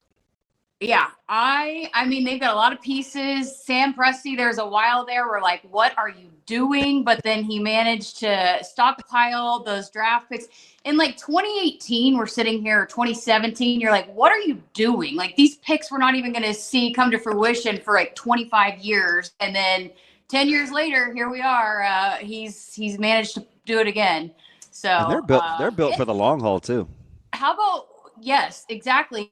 Just so strategic about it. How about, for people saying, the small markets, how about Cleveland and Oklahoma leading the way with the small market teams this year? Well, I hate to even remotely be around you when you're cheering for one of your teams, but I do like OKC, so I'm not mad at you. But this was on the heels. I put you up here with Dannon because last week, I thought that was a fantastic interview, and you've been around some really good ADs, in particular one down there in Norman. Do you see any similarities in terms of their vision or their ability to kind of pivot and stay in the game where you're I think Nebraska's in pretty good hands? No, I think they've been really different, but I do have a lot of confidence in Troy Dannon. It's fascinating too. I mean, he's open for me asking a lot of the questions. They'll give you some, Keith man, I'll give you some things that, hey, Troy wants to hit on some of this, but I'll throw him some curveballs that, just going off of something that he's said in one of the questions and hit a little bit more. And he's always open to answering that. It's also fascinating picking his brain, in commercial breaks or before it begins. He's just got such a good pulse. I mean, if it doesn't come across when you hear him do those interviews, hearing him talk outside of that, I mean, he's in the right rooms and he's talking to the right people and he just understands thinking forward instead of, okay, well, this is not the way we want it to go. Well, it's going this way. So how can we best position Nebraska to be ready and be in the right places for that? So, I think I have a lot of confidence in that, and just, again, the vision that he sees for what needs to happen. And It's really cool to sit there and talk with him even off the air and hear him answer some of the questions that look, there's a lot of questions right now and where college sports are and where they're going. And I mean, I tell him this, I feel like every time I talk to him, but I'm glad it's you and not me, because I don't know how he keeps up with it. But, you know, I know he's got a lot of good people, a lot of places that help him navigate it, but he's, I got a lot of faith and confidence in Nebraska moving forward in this ever-changing landscape of college sports. Do you think Troy Dannon kind of sneaks up on some people sometimes in terms of his leadership ability, because he comes off pretty unassuming, almost, I used the term folksy the other day. Like, he just seems so good-natured. But as you said, it seems like he has a really good pulse on the state of college athletics and where Nebraska needs to be positioned. It kind of feels like he sneaks up on you a little bit. Yeah, and I think, you know, some ADs might get a little micromanagey in terms of how they want to handle coaches and how their thought process on how programs should be navigated. And I think he's pretty good about, he said it since he got here, how much he believes and how good the coaching staff is, from Mark Manning in wrestling, Rhonda Revelle in softball, you know, just from top to bottom. The staff of coaches that he works with here. And so I think he is really good about more so, how can I help and what do you need me to do to help you get to where you need to be, as opposed to trying to give his input all the time. And I think there's a big difference in that in leaders and ADs now in age. I think there are some ADs that get in the room and say, well, why don't you do this? Why don't you do that? Well, a lot of the ADs aren't there in the day-to-day battles and aren't on the recruiting trails, and they might know about it, but they're not in it, you know? And so I think he just does such a great job of not micromanaging, but making sure he's involved in what can we do to get better. And, you know, I love what he had said about how he sees all the mentions on social media about fire this person. Well, I mean, I think he's got a pretty good pulse on that as well, on where he, you know, having these conversations. He has constant conversations with these coaches. And if he believes in a good plan moving forward, then it doesn't necessarily, I think he weighs in that they're working on to improve in the future, the plans in place to build off of if it's not a year that you necessarily wanted or hoped, or maybe underachieved a little bit. Okay, well, what's your plan moving forward? I think he can look at that as much as he does, you know, the immediate results, and be able to be successful moving forward or not. Hey, we were having a conversation a few minutes ago with Bruntz from 24/7, and I know you can amazingly get into the weeds with players and personnel just because of your relationship with those guys. So I won't put you on the spot, but was I close? Ravi says 10. I said 7. How many guys do you feel good about that could play along that notorious position called the offensive line? I think because you're talking about some players have unfortunately not been able to stay healthy. So I think 7 is a good number, especially maybe right now. My only thing is, what's the depth at tackle? You know, I think you've got the depth at guard and center, but where's the depth at tackle? You know, and so yes, you have 7 players, but you might. Jess, only have glad 2 I thought of that, Jess. Thank you. Glad I thought of that. Wait, I didn't. What? You took it one step further than I did. I didn't really think about the tackle spot like that. Well, I think, yes, you've got 7 guys that you maybe feel good about, but you might only have 2 tackles, you know, which is a little concerning, because we've seen every single year that you have to have a backup tackle. Yeah. Sometimes 2 backup tackles. So I think that's maybe where the depth, I think they feel really good about where that depth is building. I think maybe you still need a couple more bodies at the tackle spot to feel really good about the depth. You know who I forget about sometimes, especially now that he's healthy, but I do remember him being kind of like on the player panel, and he loves Nebraska, even though he hasn't been here that long. I forget about Canucks sometimes, and it's good to see him kind of back healthy-ish. Well, and I think that's where we might have depth at tackle. I don't know if we've seen it just yet. You know, because those guys have been so young and green. I've said this multiple times over the last few months, but I remember talking with Coach Raiola. It was towards the end of the season last year on the coaches show, and you could tell he was really, really pumped about that young group, that it just takes time to develop those young offensive linemen. They don't come in ready to play most of the time. And so I think some of those guys are starting to really starting to peak, starting to get stronger, bigger, where they can actually make a difference, make an impact on that offensive line, especially in the Big Ten.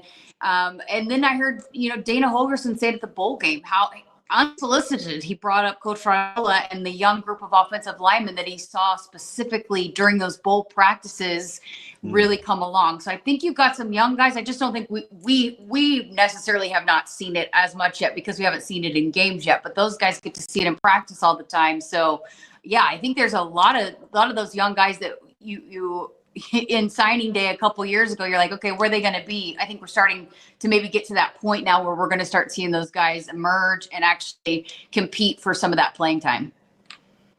Jess, is there a position group that you're just the most intrigued by?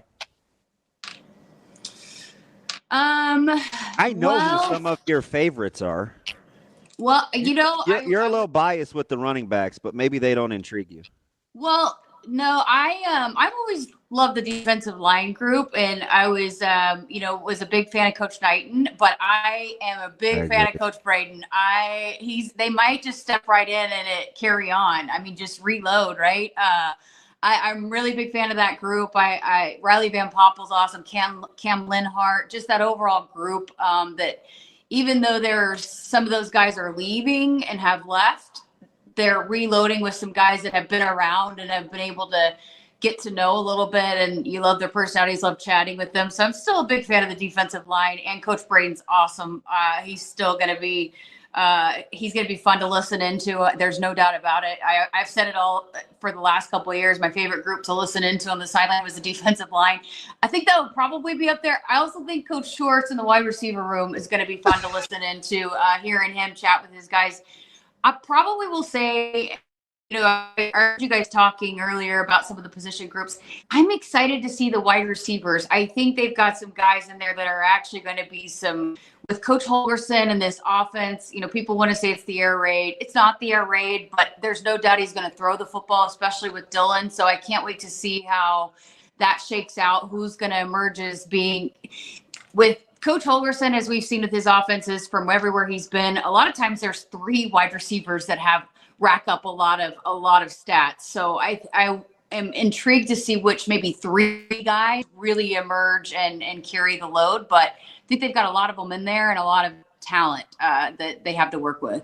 I guess I'm relieved to hear you talk about Terry like that, because I think if you remember, you and I kind of learned at the same time about Coach Knighton, and we went from joy to tears to what are we going to do? And it's real time because we're having a show. And I know like a lot of your good stuff comes from when you're in those big groups with the O-line and the D-line. So I know that I could at least kind of still be somewhat good at my job if you're invested in the D-line still, where I can get some tidbits. He does love to teach, and I know you probably love that.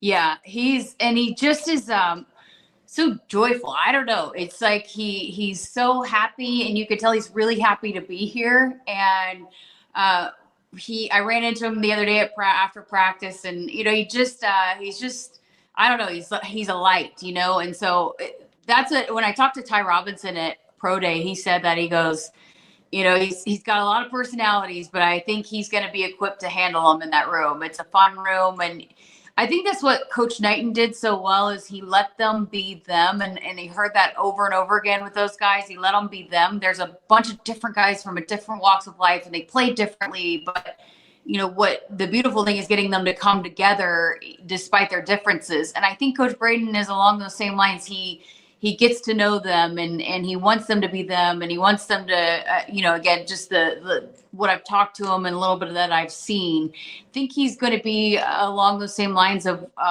getting the best out of his players. And you can tell he's For a guy coming from the NFL to get here, there's no denying it was absolutely genuine how excited he is about the group that he's getting to work with and getting to know. And, he's really excited about the opportunity to get back into college and work with some of these guys. So I think it's going to be a fun group to listen in on. And, I think Coach Butler's going to be one that's Coach White didn't always come and talk to the position groups as much. Just kind of maybe if things were not going as well, or he was not as involved. I think Coach Butler will be more so probably, and I could hear him. His voice carries.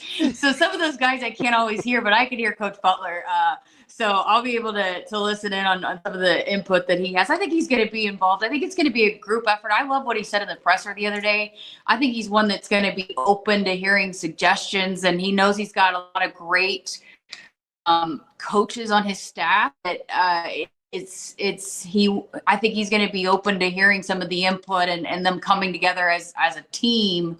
Defensive staff, as opposed to like, this is my way, I'm doing it my way, this is how I want to do it. And obviously he and Coach Dvorak have a great relationship. It was those two guys basically coaching in the bowl game because it was there was other defensive, there was other guys that were there, but they just didn't know as much. They hadn't been embedded. They helped where they could, but it was basically Rob Dvorak and John Butler running that show. So I think they got really close and really were able to develop some trust and chemistry there. And so, there's enough of guys coming back, but then also you mix in some new ideas and opinions, and I'm sure there's a lot of it, but I think Coach Butler will be really good about navigating what works, what doesn't work, because I think and I've heard players is just how brilliant he is and how he understands the game and what personnel works. And I think he's got some ideas for some of the guys that maybe can play multiple places on the defense. And so, I think there's a lot of guys on the sideline. I think I'm really excited to be able to hear from.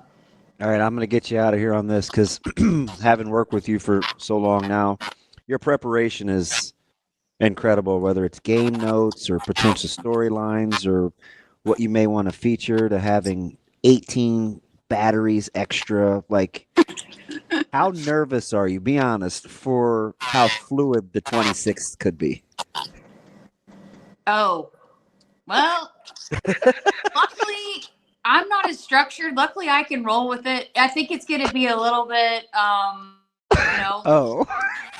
fly by the seat of our pants. We'll make it work. I mean, I think it's going to be a lot of fun. I know that a lot of people are disappointed about the spring game, but I've been one where throughout the course of the years when I was at Oklahoma, they didn't have enough players to really have an actual game because they didn't have the roster size. And so it was always done a little bit differently there too.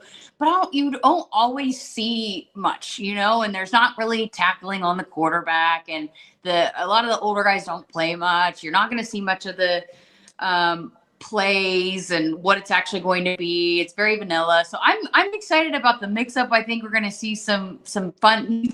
These guys are competitive, so they're going to compete on the 7-on-7s, the 1-on-1s. There's a lot of fun events that are going to happen along the way for the whole team score.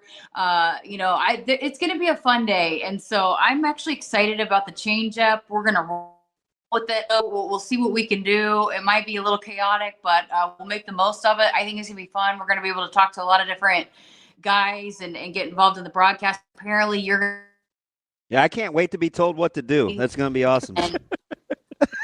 Hey, you're pretty good at that. Once we get there, you follow directions pretty well. I mean, it can be complicated getting to the point of getting on the air, but once you're on the air, you're pretty good at following instructions. Wow. But I think it's going to be fun. And if you play in that, in the alumni or whatever, the Hall of Fame All-Stars game, which I'm very intrigued to see if you got anything left in you, the guy that we are hoping to step in to replace you doing the color analysis for that, I think we're going to be all really excited to hear from.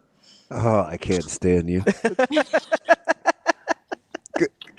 Jess, appreciate the time. I appreciate the letting DB catch some strays over there. And I'm excited to watch your Thunder in the NBA playoffs. We'll talk again soon, okay? All right. Thanks, guys. Thanks, Jess. We'll be back to wrap up the show next here on Hurrdat Sports Live. We're back here on Hurrdat Sports Live. That's DB. I'm Ravi Lulla here at Hurrdat Sports Bar and Grill, and reminding you, when you're choosing where to bank, finding a financial institution that takes the time to understand you, your needs, your journey, your goals is important. Whether you're just starting out, looking to buy a new home, in need of an auto loan, or whatever else it is, your needs deserve to be met. And at Centris Federal Credit Union, you'll find the products, services, and most importantly, expertise to support you throughout your financial journey. So no matter what your goals may be, Centris is where you are. Connect with them today at centrisfcu.org, federally insured by NCUA and an equal housing lender. DB? You're so good at that. I love Centris. I'm trying to get better, you know? Shane, you still think Jess should be doing stand-up comedy? I'm glad when you like that people are funny at my expense. That's the greatest. I just want you to know how that makes me feel. I don't normally laugh during a segment like I did there. I don't normally she has way more ammo than she even uses to. I don't normally send text to guests afterwards. Stuff. I don't normally say thank you to somebody afterwards, but I told her thank you. So, and it's totally fine. Yeah, because she is highly organized. Yeah, and she helps you out. Well, 100%. Yeah. And so sometimes. And it's not that I'm not, but I'm not as particular. Sure. Right. So whether it's the keys to the game or, she'll say, hey, be there at 1:05 or something like that. Right. Not in 10 minutes. Like she'll be real specific. Yeah. Yeah. Like the setup in New York was very difficult. Yeah. But we got there very early. And so Ben had to rearrange some stuff and we needed some extra stuff from Jessica. And she emptied her backpack and it was like Radio Shack. I was like, you got the whole electronics store in there? Everything. Yeah. And I was like, I looked at I did just like this. You looked at your bag. Looked at my backpack. You're like, I got a magazine in here. I said, I hope nothing happens. I felt inadequate. It was crazy. She sat on the floor like a little kid and just sorted through. Like going through a Legos? An earpiece. I'm like, oh, geez. I'm glad you put her back up on the stage. Yeah, she's back. I let her come back. That's how I feel when I travel with medical supplies. Is I feel like I've got an entire pharmacy and medical supply store just in my bag. And we've talked about the 26, and she's like, well, you're just gonna have to roll with it. Yeah, it's gonna be interesting. And I'm like, well, can you just roll with it? She's like, oh yeah, I'm just gonna have fun. I'm like, okay. So I do think that's interesting because I don't know Jess very well. I've only talked to her through here basically. I do get the vibe that because you mentioned she's highly organized. Yeah. So I do get the vibe sometimes that she might be one of those people that thinks she rolls with things maybe better than she actually does. I will say I agree with that, the kind of the duality in her personality. She likes the schedule. But here's the thing. Her glass is always half full. Oh, so she's adaptable. So she's going to make it work. Okay. Always half full. So that's fair. That's like the Offset or Quavo. Yeah. Because she big Migos guy. I like Takeoff and Quavo's. There's a song called Hotel Lobby I like a lot. Yeah. Yeah, it's a good song. I like hotel lobbies. You're an idiot. Well, they're fun. You have a nice bar there, sometimes a restaurant. Yeah. Meet cool people. Yeah. I didn't realize the lobbies were the hotel bars were a cool place to hang out until I started traveling for basketball. Yeah. And everybody goes to the hotel bar and I'm like, yeah, you just chill there. So for me, that's not what I would normally pick to do. I would go to 7-Eleven or Quick Shop or the liquor store. Get whatever you want. And I go to my room. Yeah. Because you're antisocial. No, it's not. I'm sorry. That's an overstatement. You guys just, it's just, everybody just has a free for all. It's fine. No, when Natasha worked at the hotel, I would hang out at the restaurant, like the hotel restaurant and bar a lot because just waiting for her to get off work or whatever. So I'd go get some food, drink, whatever. You run into a ton of people. Yeah, which is what I don't want to do. I know. I made a lot of friends though. There was some guy in town from Purdue one time. Overrated. We just started chatting and I don't do anything on the road. Yeah. Ever. Hello, yeah, you order outside of dinner. If I go out, a lot of times you DoorDash. I normally DoorDash. Yeah, you usually DoorDash your dinner because I was like, you DoorDash and sushi, really? Oh, it was fire too.